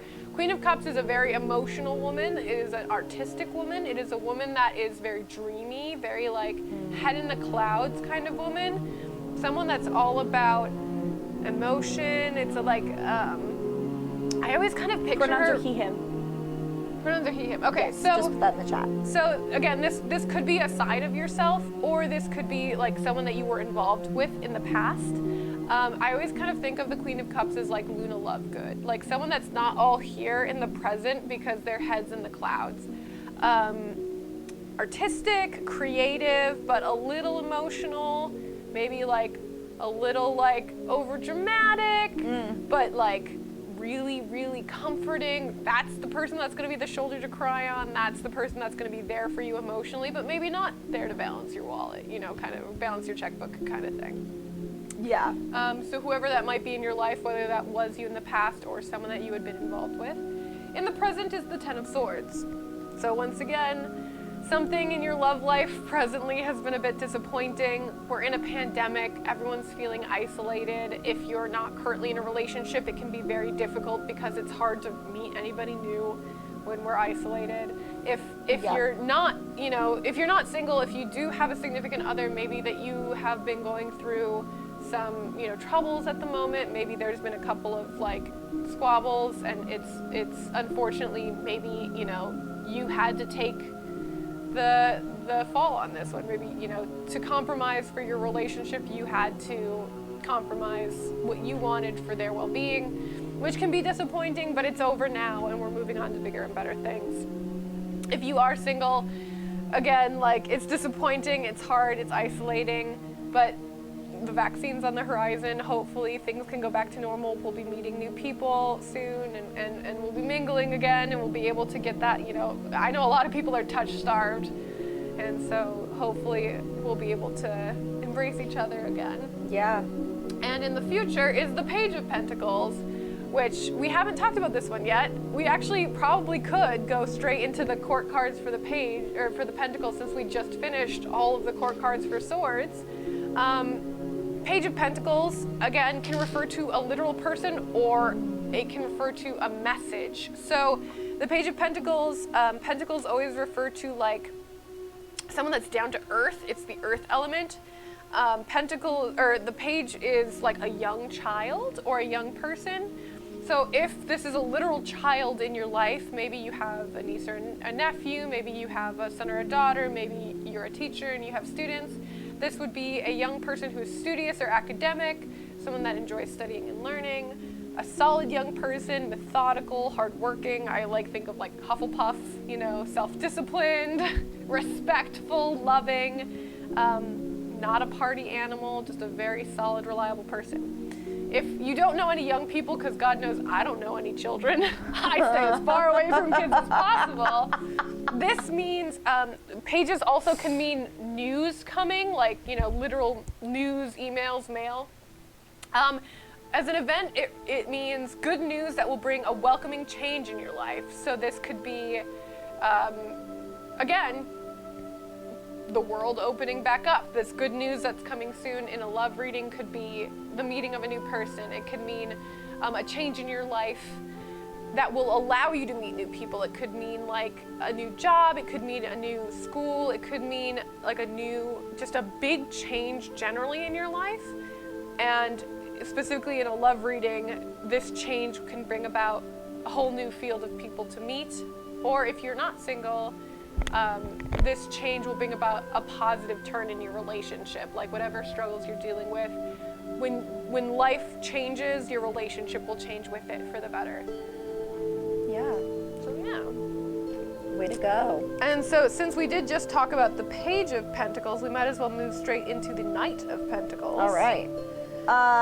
Quick question. TK Digiboy. Yes. Are you still here? Are you still here for your because you are general on reading? deck for the next reading. Also on deck is at Emna with 2 M's and an N. Sign off in the chat, you are here. And then Brittany3456. Just the people on the screen right now, let us know if you're here. If not, we will be going over you.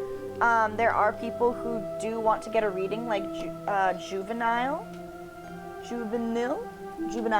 I think is how you pronounce it. So if these people don't come up, then we can squeeze Juvenile in for a reading. Okay. Okay. That's fair. Emna is here. Dope. Nice. Thank you, Emna, for... Hi, Emma. Emma, sorry. Nice to see you still here. Thank you for staying Sorry, up with I us. keep saying Emna. Or if it's early for you, thank you for being here with us early in the morning. Cool. I don't know if TK Digiboy is still here. We will put a pin in TK Digiboy. If we don't, we're going to talk about the Knight of Pentacles if you want to start shuffling. Dope. And then by the end, if we don't hear from you, we're going to skip forward to Emma. Yeah. All right, so the Knight of Pentacles is our next court card that we're going to talk about. And as we were, because we just did pages. So wait, what category did Emma want? Emma wants love. Oh my gosh, all these love readings, I love it. Right, back to back, dang. We had them like interspersed, but then people kept dropping out, so it's just love, love, love. Yeah. So Knights, as we just talked about, I'm gonna keep repeating it as people come in and out. Knights can refer to literal young people, or they can refer to an event.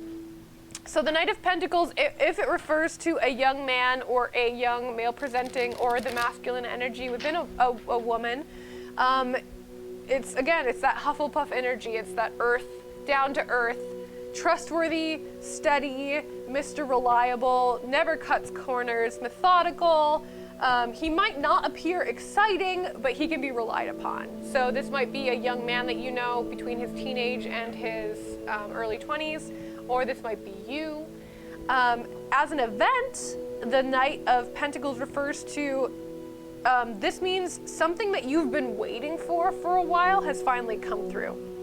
This can relate to any area of your life, whether it be money, work, relationships, but it talks about something that you've been methodically working towards, and you've been like, it's not like something that you've just recently thought of and have been hoping for. It's something that has been a long time coming, and now you're about to see good results from it. You're about to get good news about that thing, hopefully fulfilling what you've been wanting all along. So that's the Knight of Pentacles. Yes, Knight. Incredible. All right. Okay. Juvenile asks, is love forever? God, I hope so. Because if it's not, that fucking sucks. Because I'm looking for love. And if it's not forever, then I don't know what my life will be like.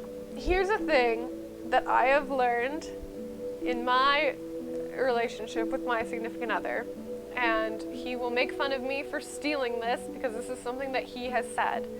Love is a verb, not a noun. You do not have love. You do love. You work at love. That initial newlywed feeling, that passion, that excitement, that fades. Love is what you do after that fades. It is the daily grind. It is the choosing to stay with that person and choosing to be with that person and choosing to love that person every single day when you wake up. That is love. And so the question, is love forever, is up to you, because it is your choice to keep loving or if it is time to let that love go. That is my answer. Thank you. You're welcome. Thank you for coming to my TED Talk. Hi, welcome to our TED Talk. We're talking about love this evening. Also, Perks in London, I know that you just came in, and I'm so sorry that our readings are closed, but we will be back next time, or next Sunday, 11 p.m. PST, until around this time. So, please come back and we can give you a reading. It is first come, first serve, so get here as early as you can. Yeah, if you would like, you can join our Discord. We have announcements every time we stream. So next Sunday, if you join our Discord, you'll get a reminder when we start up. And if you jump into our stream right away at 11, you can be first on the list for a reading next week. Also, I think Emma tweeted about it. What? Emma said, because Perks in London said, I saw your tweet, how do I get my shit read? So, maybe Emma tweeted, I'm getting my tarot cards read or something. I don't know, but Emma, if you did tweet about us, thank you so much. Thank you. Very much. I'm just kind of assuming. Who knows what's going on anymore? Anyway, so Emma, I have your love reading. Mm-hmm. We have the Strength card in your past, Two of Wands in your present, and the Two of Pentacles in your future. There's a lot of twos, duality. Ooh. A second. I love Strength in your past. Wow. I love that card. Oh, yeah, I tweeted I was excited about getting my cards read. Thanks. Thank you so much. I'm so excited. We don't advertise all that much, so honestly, we are only based on word of mouth. So if you had fun tonight, if you enjoyed your reading, or if you watch us on Wednesdays and enjoy our D&D campaign, please let your friends know. Please, let people know. We don't really advertise that much except for through word of mouth and through just trying to have a good time and posting memes and all that. Yeah. So, yeah. Thank you so much for your tweet. It really means a lot to us at the end of the day. Truly. Okay, so with this love reading, Strength is in your past. So I think maybe in in past relationships, you've really come into being the person that you are today. It took throughout your experiences in love. What happened? I was shuffling and Strength popped out. No freaking way. So this card is coming for you.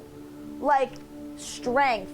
You have so much strength within you, and it takes a certain kind of person to it's not like a physical strength. It's an inner strength inside of you. Yeah. Like, it's, So in every representation of the Strength card that I've ever seen, sorry to interrupt if you were. no, please go ahead. Every representation of the Strength card I've ever seen is always a woman with a lion, and she's tamed the lion. And so whether you identify as male or female, it doesn't mean like a woman taming a lion. It refers to the lion represents aggression and violence, and the woman represents like cool diplomacy, emotional stability, calm energy. And the Strength card really means like taming that, what is sometimes referred to as masculine energy, but like taming violence and aggression and anger with those more feminine energies of like love and kindness and intellect. So in a love reading, like that's amazing because it just basically means like any negative energies coming your way in a partner or in yourself, you have the ability and the like emotional fortitude to tame with love, with kindness, with, you know, intellect, with like all of those positive traits inside you. It doesn't mean physical strength. It means like strength of will and heart and mind to overcome any aggressive obstacle. And maybe in your past, like you weren't really made aware of this until like you had this experiences with like certain people that you dated, and now you kind of know like I am strong and like I am independent and like I can overcome shit, you know?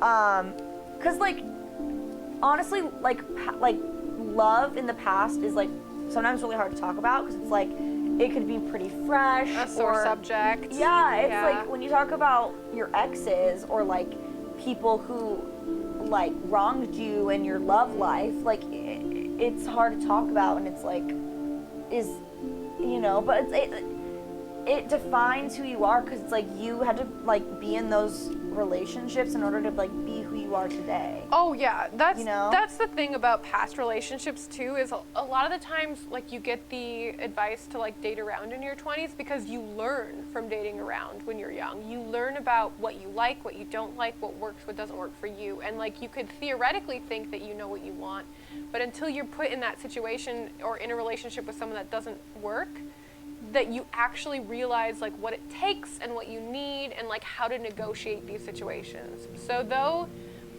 exes and like past relationships can be a sore subject, like they only teach us like how to be better, how to be more mature. They teach us what we need and like what we need to avoid in a future partner. And when you do end up finding that significant other that's, you know, the one, you will only have found them because of learning and growing in your past, whether that be with exes or with even like family and friends. You know, you don't have to necessarily be in a past relationship to like find your one. But This is true. all of these relationships teach us and make us grow, and we wouldn't necessarily be the people we are today if we didn't meet the people that we have met in our past. Yeah, exactly. Yeah, I just think, you know, just like you're strong. You know it. Believe in it. It's made you stronger. Yeah. Emma says they feel like the past relationships have made them stronger. I love that. That's great. That's yeah. wonderful. The strength card popped out of your I know, deck, it popped too. out of my deck as I was, because I wasn't, I'm gonna be Perhaps just honest, meant I to wasn't be. thinking about Brittany, I was listening to you, and the strength card popped I out. also so, like, don't think Brittany's in the chat anymore, so I think we can just move on. Okay. To Butters. Okay. Heck yes, Butters! Butters He's still is in there? the chat wild now. Okay, the Two of Wands is your present. So I think that there's like options here. It's kind of like what to do with my love life. I could go down this road. I can go with this person and have this kind of life, or I could be single for a while, like do my own thing, or maybe there's like another person that like has made their way into your life, and it's like, oh, but like I like this person, but oh, this person's also drawing me to them, and like I don't know what to do. And basically it's just like, don't get lost in your possibilities. Like, make a decision. What direction are you pulled toward more? And you know, you just have to make that decision and choose. And yeah, it's just kind of like, make a decision. Everything, go with your gut in the end. You know, there's like, You're gonna be stuck sitting at this fork in the road until you choose a path to walk down, and maybe you're afraid of walking down the wrong path. But as we were just talking about with past relationships, even walking down the wrong path teaches you things and you grow from them. So like, don't be at a stalemate because you're afraid to move forward. You have to move forward. You have to keep going. And if you make the wrong choice, you're gonna learn and grow from it. And like, don't be afraid to make the wrong choice. But, you know. Also, it's never a wrong choice to remain single. Just No, know. never. It's Just know if that's one of your never. options, it's never the wrong choice to stay single and work on yourself if that's one of your options here. Definitely. I've been single for 4 years. If your been choices great. are remain single or like go with someone that you're not 100% like head over heels for, remain single. Yeah. Remain single. It's okay. It's okay to keep working on yourself and like growing and reflecting. If it's between two choices of like people, that takes a little bit more reflection on trying to figure out like who is gonna fulfill you and give you what you need.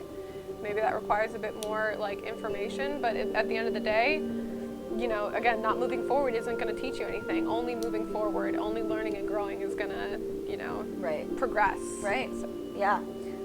And then your future card is the Two of Pentacles, and that's basically just like a balancing act and being like, okay, work life and love life. yeah, work life and love life, really balancing it out. You could be working more in the future, and you know, you really want to pay attention to your love life and give it the equal opportunity or the equal time with your social life and your work life and family life and all of that fun stuff. So that's something to just like be wary about. You know, you could get into a relationship, you know, soon, and then There's a whole new like thing to work out. Yeah, and then it's like, okay, well now I have to like really prioritize this person in my life, but now I'm prioritizing them over my work. Yeah. And it's like, you know, you just have to like really like use your time management skills and like really balance out everything. It's just kind of, I feel like this is not a warning, but it's like a be alert for this. Yeah. So then you can be like, holy shit, this is happening. I'm gonna fix this, and everything's gonna be fine. If your present card and the two paths that you're choosing are between a relationship and not a relationship, I think the future is just warning you. Like, I was single for many, many years of my life, and I got very, very used to being single. And then when I got into a relationship, like, my entire life changed because now I was so used to just prioritizing myself with everything and like just taking care of myself, and having this whole other person in my life and like buying groceries for both of us and making sure there was time to like talk and not just like doing my own thing, but making sure that we had time to be together was like a huge revelation and made huge differences in my life that I had never had to think about before. So, I mean, and that comes with, it can be wonderful, obviously. Like, you know, having that other person in your life is great, but it does warn you, like, you do have to now balance yourself versus another person, and that takes some getting used to. Devin says, I'm sorry, I don't think I fully understand. When you get into a relationship, you have to give them attention sometimes and not just do what you want to do. And you have to make compromises about what you do. Like if they want to play Mario Kart and you want to play a JRPG by yourself, who's gonna get the answer, you know? Oh my gosh. Yes, really. Really. That is killing me, you guys. Sometimes I need to work more on doing what you want to do and not just what I want to do. Maybe, sort of, kind of, I admit it. How interesting. All right.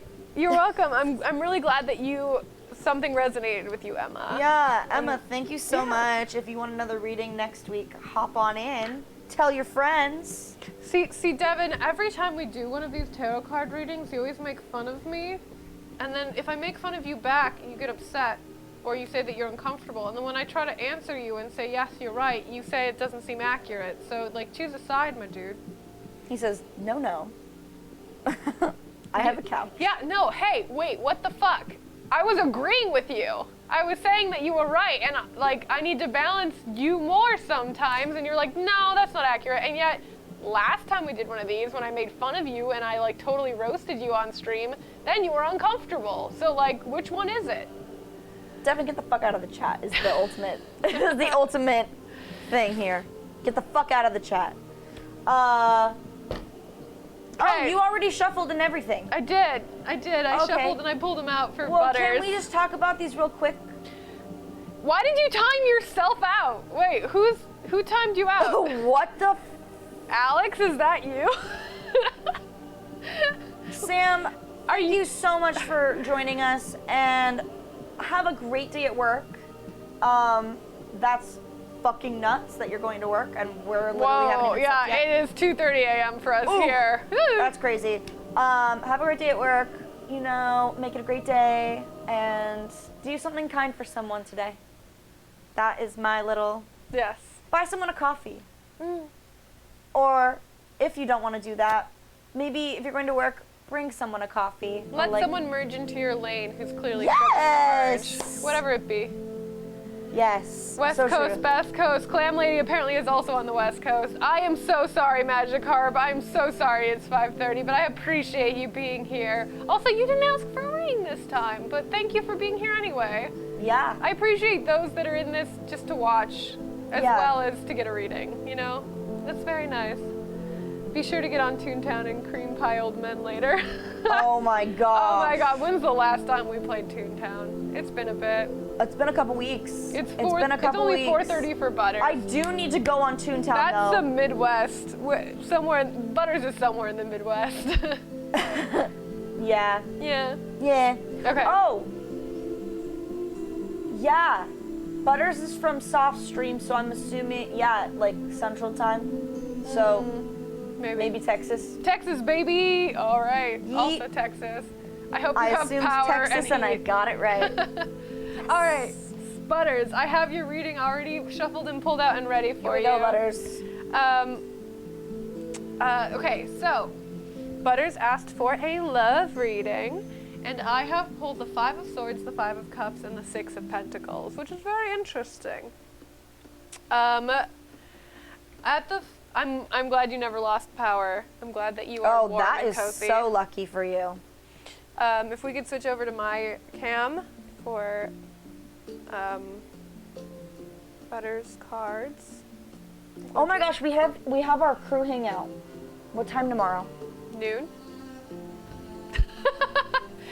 Sure If I'm you up. aren't already a Patreon of Twitch Slays D&D, once a month we have a cast and crew hangout where we have a Discord voice channel, and once a month you as a patron can chat with all of our cast and crew. And it's tomorrow at noon, so us being up at 2:30 is like, we're gonna be so like slap happy and tired tomorrow, but it's gonna be chaos, it's gonna be great. All right. Fine. So 5 of Swords, 5 of Cups, 6 of Pentacles. So in your past, this is a love reading, so in your past, 5 of Swords, we just talked about it today. There might have been some deceit, some deception. Ooh. Maybe someone took something from you unfairly. Maybe, you know, you were cheated on. Maybe it's not like so grave as being cheated on, but just like emotionally or mentally, like they, you know, cheated you out of love or affection, you know? Maybe you felt like you didn't get all of what you deserved and you gave more than you got. And this is kind of haunted you in your past. Maybe, you know, you're one of those people that like you pour and pour and pour your love out and people don't reciprocate it and you feel like you've taken a loss on that, and that can be hard. But in your present 5 of Cups, it's warning like, don't keep looking at the past. So the man is grieving over 3 spilt cups, but there's 2 upright cups behind him. So whatever happened in your past, in your love life that has, you know, cheated you or made you feel like you took a loss on something, it's saying, you know, yes, it's fair to grieve. It's fair to feel those feelings of sadness and loss and, you know, distrust or disappointment, but don't let them consume you, because there are 2 upright cups right behind you. if you focus on only the negatives, you're not going to see the positives around you. And there are wonderful people surrounding you that are there to support you, that love you, that believe in you. And if you only focus on the negatives and how people hurt you or have wronged you in the past, you're going to either miss out on seeing the people that love you, or you're going to bring that baggage into a relationship.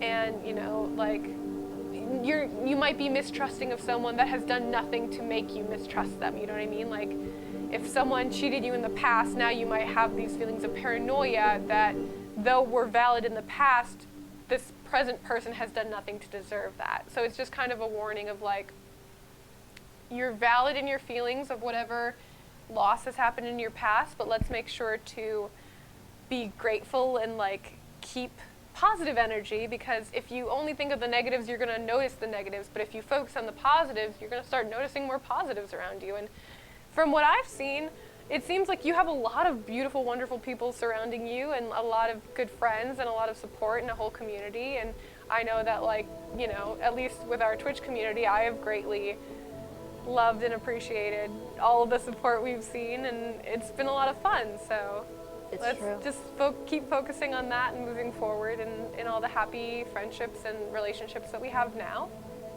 And then the Six of Pentacles is in your future, which means, you know, by focusing on the positives, you're going to be brought to a place of bounty, and your cup overfloweth. Like, this is the generosity card. So in your future, you are going to have so much love and wealth and abundance and emotional wealth, or literal wealth, and just, like, it's going to be so good that you're going to have enough to be generous to others, you know? Like, you're going to get to a really stable point in your life where you're going to be emotionally fulfilled, or usually Pentacles refers to, like, financially fulfilled, but this is a love reading. So make sure that, like, once you're at that place of happiness and love and fulfillment, that we thank those that helped us get there, you know? Like, So true. I think of it like, if in a love reading, like, you know, your friends that helped you carry through the hard times, and then when you do get into that happy relationship, don't forget your friends. Don't let the man take up your whole life. Make sure to, like, have you called your best friend in a while? When you're single, you have friends to carry you through. When you're in a relationship, don't forget to give time back to your friends that helped you through those single times. Thank you. I'm always the friend that gets left out. It's fucking awful. Literally, all my friends are like, when we're single, we're all hanging out, and I'm like, oh, I have my besties back. We're incredible. We're great. We're vibing. And then literally, like, all of my friends, like, I wouldn't say can't, but all of my friends don't stay out of relationships very long. They usually go from, like, relationship to relationship, like, pretty quickly. And you only notice hanging out with them when they're single, and then as soon as they're in a relationship, it's like, don't have any time. It's like, I literally haven't seen you in literal months. I would love to see your face. And it's like, sorry, I'm with so-and-so this weekend. And I'm like, literally fucking, I'm gonna murder your boyfriend. What are your besties for? That's the Six of Pentacles in a love reading. Is like, don't forget your besties that got you through the single time. Period. Like, sorry, don't come crawling back to me when he breaks up with you, honey. Like, I'm not gonna be there for you because you weren't there for me at my dark times, you know? Bros before hoes, said with much love for both. Thank you, Butters. Period. Obviously. So, yes. Sisters Clearly, before misters. we hit on a nerve here. Yeah, look, I've been single for 4 years, you guys, and, like, I've just been through some shit with my friends, you know? They're just always like, oh my god, my boyfriend's the cutest. Oh my gosh, I love my boyfriend so much. I can't stop talking about my boyfriend. And then it's like, sis, let me just forget about my love life for, like, a night. That's all, okay? And then they forget about me, and then it's like, I have no friends. Who am I supposed to hang out with? Because you're always with your freaking boyfriend. So then I have to, like, make new friends, and it's exhausting because now it's like going through the whole friendship thing again. But also, I do love you guys so much, and I love being here. And We appreciate you being here. literally, Alex saying what they said to me last night made me so happy. Alex was like, you're not draining to be around. And I was like, that is all I could ever want someone to say to me. Yeah. To give context, Alex is a self-proclaimed introvert. said that Gianna as an introvert is not mentally taxing to be around. Which is it's saying a iconic. lot from an introvert because Yeah, because I used to be an introvert, and like it just was so draining to be around people. And, yeah, like, it's sometimes not just, like, personal, it's just anybody. yeah, it's just like, ooh, keep a distance, you know? But like, Alex wants to be around me all the time. Are you kidding? So nice. Literally, I was like in my car driving home last night, and I was like, wait, I am a little cry. And that's all. All right. Do we want to go over? Let's go over the court cards. Alderhicklide. Aldrich. Are you still Are you there? still in the chat? If not, what was the one that we had on standby? Juvenile. Yes. Or, Juvenile, are you still in the chat? Perfect. Perk. I think Perk. If either of you are still in the chat, since we did have a couple of people drop out, if you do want to jump in last minute. Perk's in London. I think Perk's in yeah. London left. Perks in London or Juvenile, sound off if you're still here. We might have just a little bit of time for you. Otherwise, Aldrich Lyde is next. I'm gonna quickly go over, let's go over wands. I'm gonna rattle these off real quick. Page of Wands. All right, so wands Oh, did we already go through the Queen and the King? of Pentacles? Yeah. Oh, no, we didn't. You're right, I'm an idiot. Oh I'm my gonna gosh, rattle these- Magikarp, as an introvert myself, Gianna, I also get that vibe from you that you aren't draining. Oh no. Oh. Cry you. on stream. Cry I love that on for me. stream. Juvenile is still here. Juvenile, what kind of reading do you want? Love, general, career, finance. Sound off in the chat. right. You will be getting a reading tonight. Queen of Pentacles and King of Pentacles, real quick. Queen of Pentacles, again, Hufflepuff energy. This is a woman that is down to earth, financially stable. I think of her as like CEO kind of boss babe, but like not in a superficial way, but like in a real grounded kind of way. Like this is a woman that is like wealthy. In the past, funnily enough, this, because of like gender norms when tarot first started, this would refer to like a wealthy widow or like a self-made woman. Obviously in modern times this doesn't track as much because we're all Switch to mine. we're all self-made I have queen. made women. I have queen laid out. But this is a woman who is pleasant, generous, like a self-starter, very down to earth, someone that is practical, works tirelessly for what they do and has made success because of it. Independent career woman, working steadily towards their goals. Maybe corporate woman. She goes the extra mile for you and like to do what she wants. On a different level, they might be working in finance, they might be accountants, working at a bank. But they never consider their job just a job. They take it to heart and they take it very seriously. So that's the kind of like vibe they give off. In the negative, they can be very stubborn, maybe prone to jealousy, self-indulgent, and practical to the point of being maybe dull.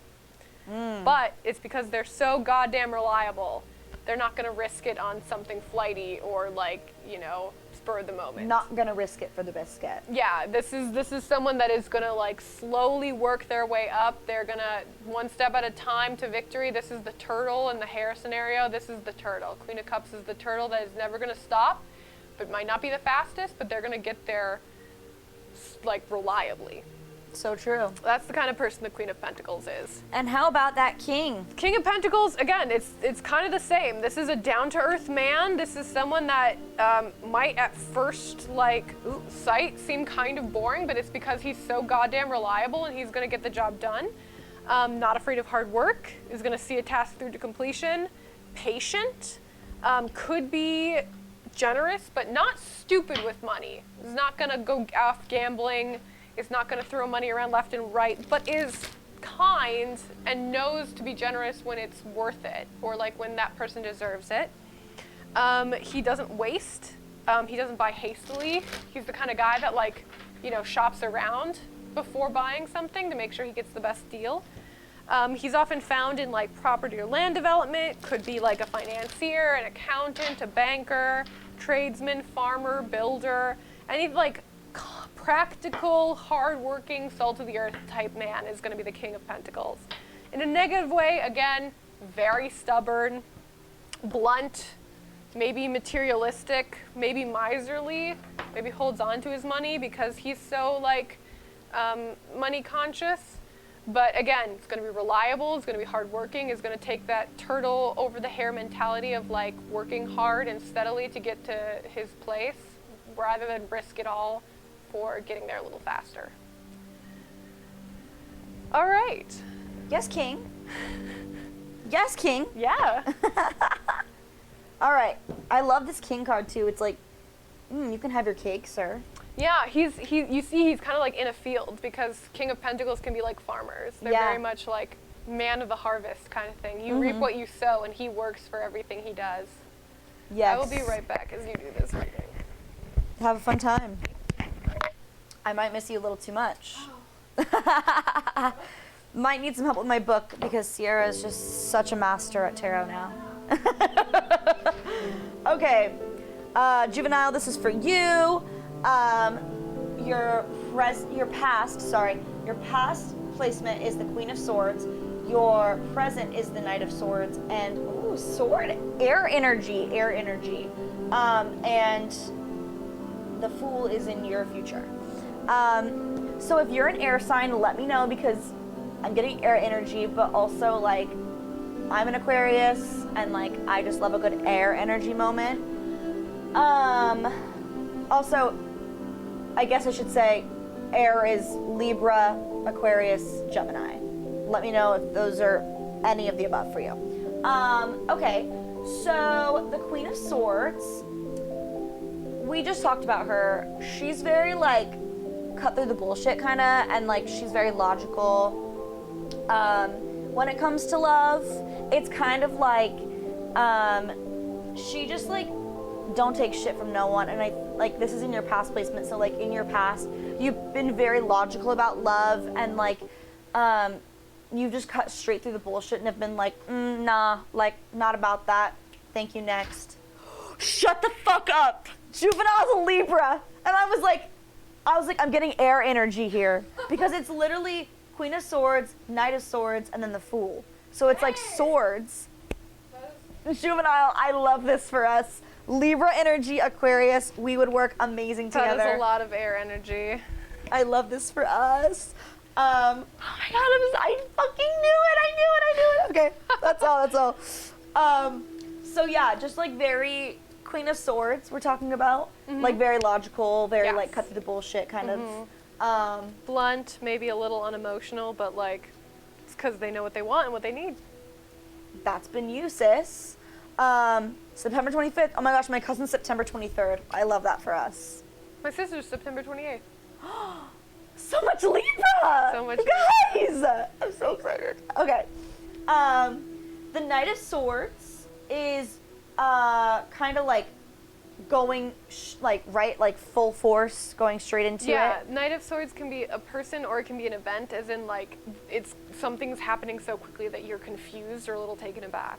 Okay, so like this is happening in your present. So like this could be a person. Could be a person. You know, it's a little unexpected, and you know, we are in the middle of a pandemic, so like it is an unexpected. Like maybe you met someone unexpectedly, and it wasn't planned or anything, or like maybe you met someone like online or something. I don't know. Yeah. Just to clarify, we're not ignoring the idea of love in the past, but this is more of like your foundation. So the Queen of Swords you don't have to be a female presenting person, but this is kind of your basis, your starting point. So it's not so much that, you know, it could be someone that you have been in love with in the past, but it's most likely like how you see yourself as someone that cuts through the bullshit and knows what they want and is not willing to settle for anything. Yeah. And that's what you want. You have your mind set on some person or some And that's idea. what you bring into a relationship, into the present. Correct. Yeah.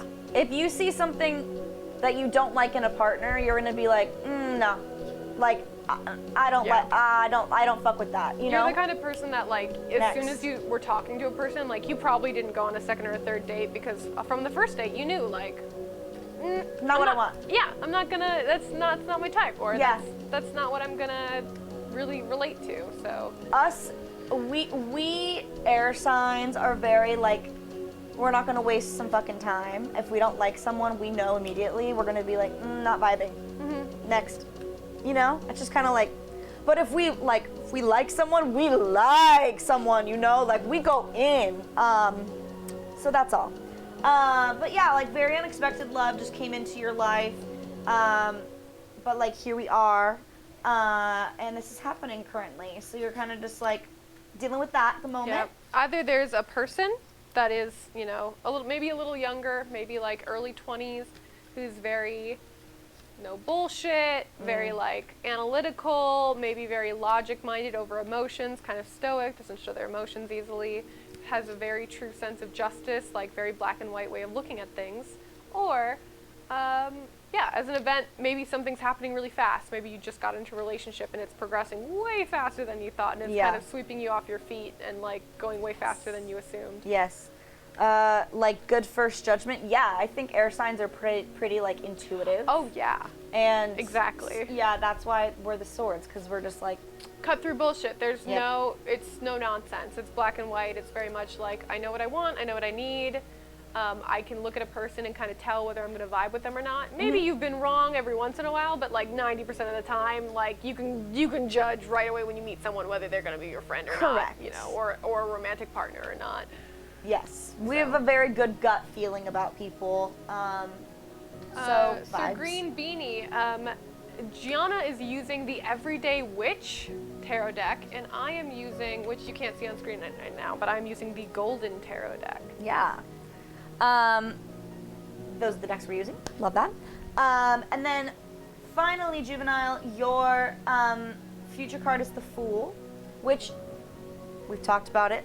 Common misconception. It doesn't mean a fool. It's not like a fool, like, oh, you're such a fool, like you're such an idiot. No, it's like that childlike wonder. Like maybe you met someone and like your partner's gonna make you just like so giddy and like gonna really bring out that like inner like child in you and like bring out the good in you. It's the like wonder and the finding joy and happiness in the small things. It's that innocence, that naivete, that like willingness to have an open mind and an open heart and just jump into the world head first. Yeah.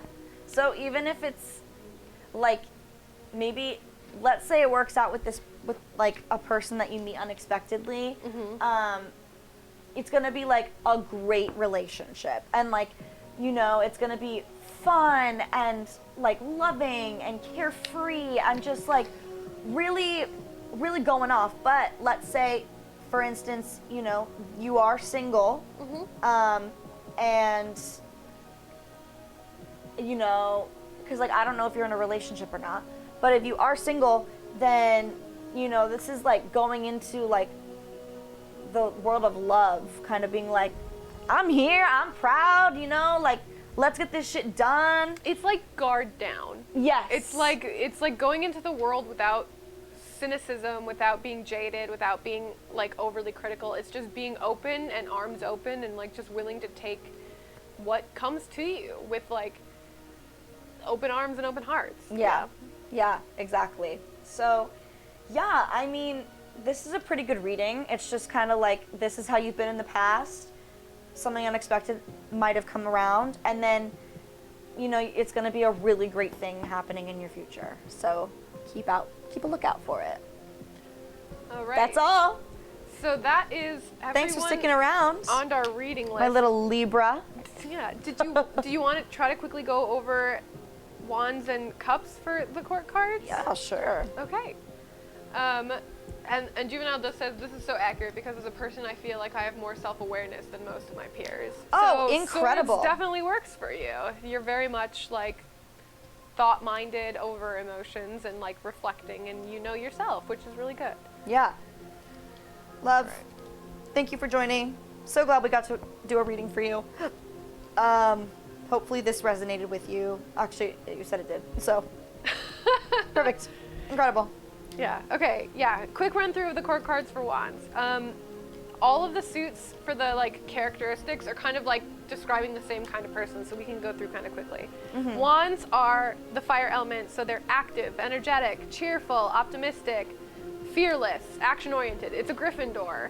It's like charging in, brave, dive into things head first, but not necessarily thinking them through first. Cheeky, lovable, all action, but sometimes not like, they're all kind of action without thought, you know? So as the Page of Wands, this is a kid that has those, you know, traits. It's, you know, energetic little cheeky little monkey, lovable rogue, energetic little kid, like definitely runs into things without thinking them through. But the pages can also be news. So this can mean good news is coming, usually swiftly and maybe work related. So good news about your job, maybe a promotion, maybe acknowledgement for your work. This could be letters, telephone calls, or word of mouth. The way that the news comes to you could be anything. And then when we get to the Knight of Wands, again, energetic, adventurous, ambitious, warm, exciting, but a little hasty, a little like, you know, rushing into things head first without thinking them through. And that would be a young man, like teens to early 20s, but the Knights can also represent events. So they would be, the Knight of Wands almost always shows up when someone's about to change residence. So if you're moving, Knight of Wands might be representing that you're moving. They can also represent long journeys. So if you're taking like a trip somewhere, maybe you're going overseas. They can also represent moving quickly or acting quickly, creative energy, like feeling passionate about something and going for it, but it does warn against heading into things too hastily. Because like you may be just like following your gut and going towards something that you like feel good about, but just make sure, again, like all wands, they head into things without thinking them through, that very Gryffindor energy, so make sure you think things through first. Queen of Wands, again, now we're just going up the ages. Now this is a grown woman. Energetic. I'm gonna pee real quick. Yeah, that's good. I got this. I drank a whole bottle of water. No, I know. need We to had go. to chug it earlier. I do remember that. Thank you again, chat, for making us do that. Oof. Okay. So the Queen of Wands, again, is going to be an older woman with all these same traits. Energetic, thrives on being busy, the kind of woman that like likes a full schedule, likes to have a checklist that she can just sit and work on. She's a multitasker. She could be volunteering while going to work, while picking up the kids, while running errands. She does everything. She's going around. She's the one with the clipboard. She's the one that's getting stuff done. PTA mom, or like the woman at work that you can kind of depend on to like bop around and do everything. But because she's so busy, she tends to not be detail oriented. So this is kind of someone that like does a lot of stuff on the surface, but doesn't like really get deep into everything that she does. It's more like surface level bopping around and multitasking without like sitting down and buckling down on one specific thing. So they can be hasty, they can miss details. But because she's so cheery and helpful and like all over the place, any of these details that she misses or anything that like she does wrong are easily forgiven, because you know everyone can recognize her for all the work she does and can move on from that. However, this the Queen of Wands can also be very hot-tempered, like a woman that's quick to anger, you know, short fuse, easily made red, disorganized, controlling, or smothering. She can be vengeful, though not in an upfront matter.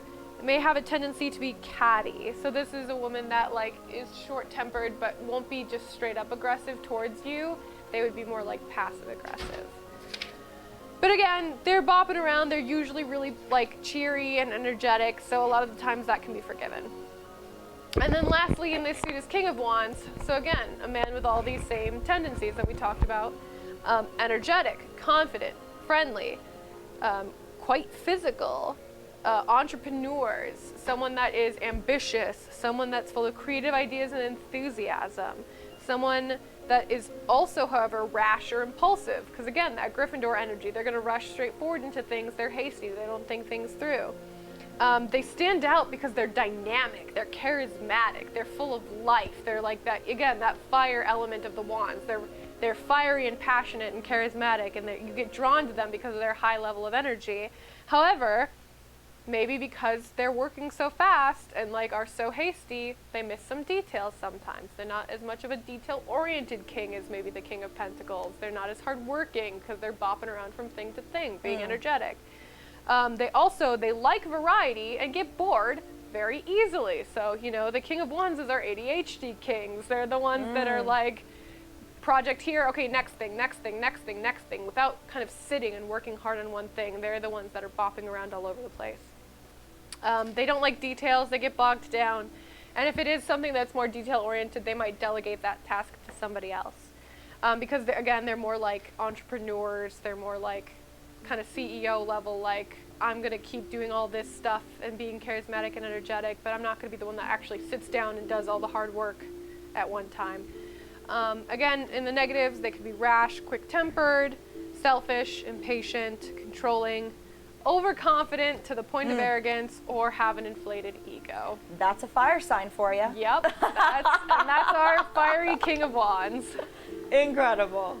All right, we got the wands figured out. All right. Now let's get those cups, and then we can go to sleepy bag. And then, so the court cups are the last ones, and we'll end right just a little bit after 3. I was hoping to hit it right at 3. I know, me too. We went just a little bit over. I'll go super fast. Okay, let's do it. All right. Once again, all of these traits that I'm describing is going to be the same for all of them. Cups: kind, thoughtful, gentle, creative, artistic, well-behaved, polite, sensitive, but sometimes oversensitive to criticism, easily emotional. Harsh realities of life get them down pretty quickly. Usually well-liked by others, but may have difficulty in school. This is for the kids, like Page of Cups, like if it's a child. Because they're sensitive, other kids' words can be taken to heart. They get bullied, they cry a lot. Artistic, young, sensitive child would be your Page of Cups. If it's an event, happy news of an emotional nature is coming. Could be love, engagement, marriage, or a new birth. Ooh. So yeah, with that cups, that's always about emotions, and since the pages are news, it's like great big emotional news. Knight of Cups, again, a young man, emotional, sensitive, artistic, theatrical. He could be romantic or idealistic, and the Knight of Cups would be a man between teenage years and early 20s.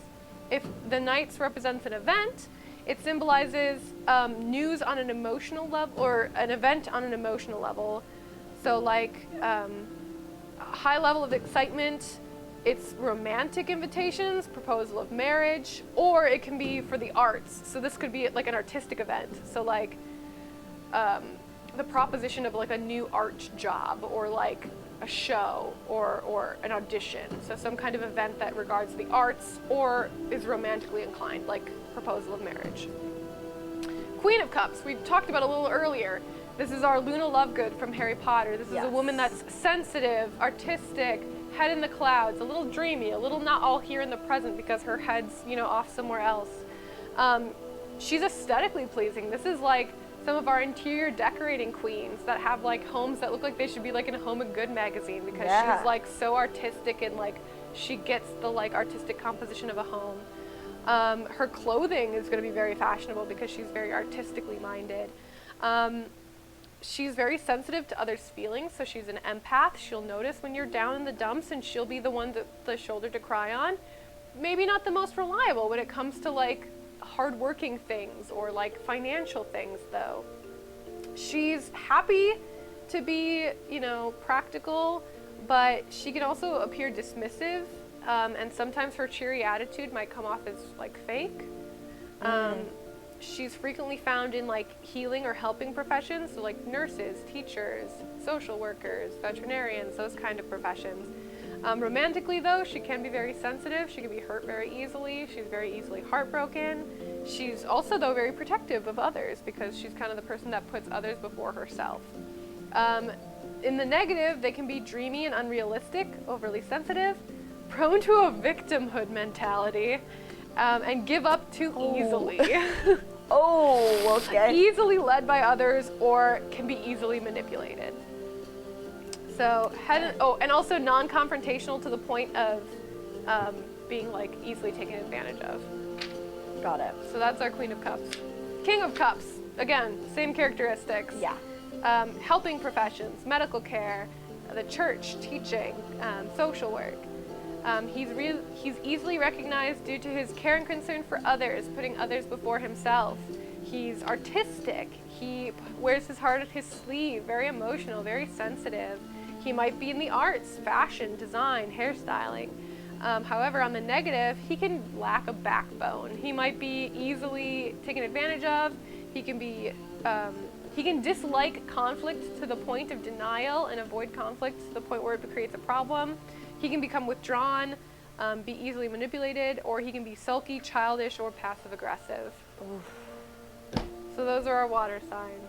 Water signs, Pisces, Scorpio, and Cancer. Yeah, the court cards are luckily pretty easily to remember because if you get the vibe off of one of them, you kind of get all of them. You know, like a child, like a Page of Cups has all the same emotional traits as the Queen of Cups or the King of Cups.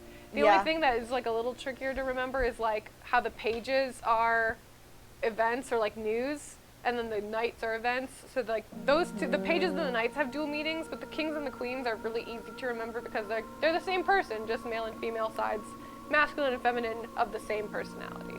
Got it.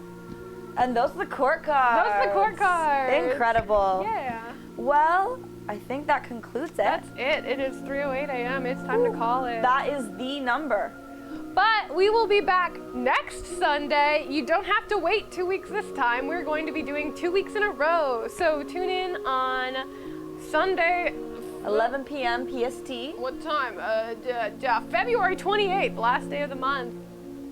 At 11 Pacific. And if you haven't already, join our Discord so that if you forget, you get updates and announcements on what is going on. Yeah, incredible. Thank you guys for joining us. Thank you so much for sticking with us this long. It's been over 4 hours. Ooh, I'm tired. Yes. Also, we have a campaign on Wednesday if you like D&D.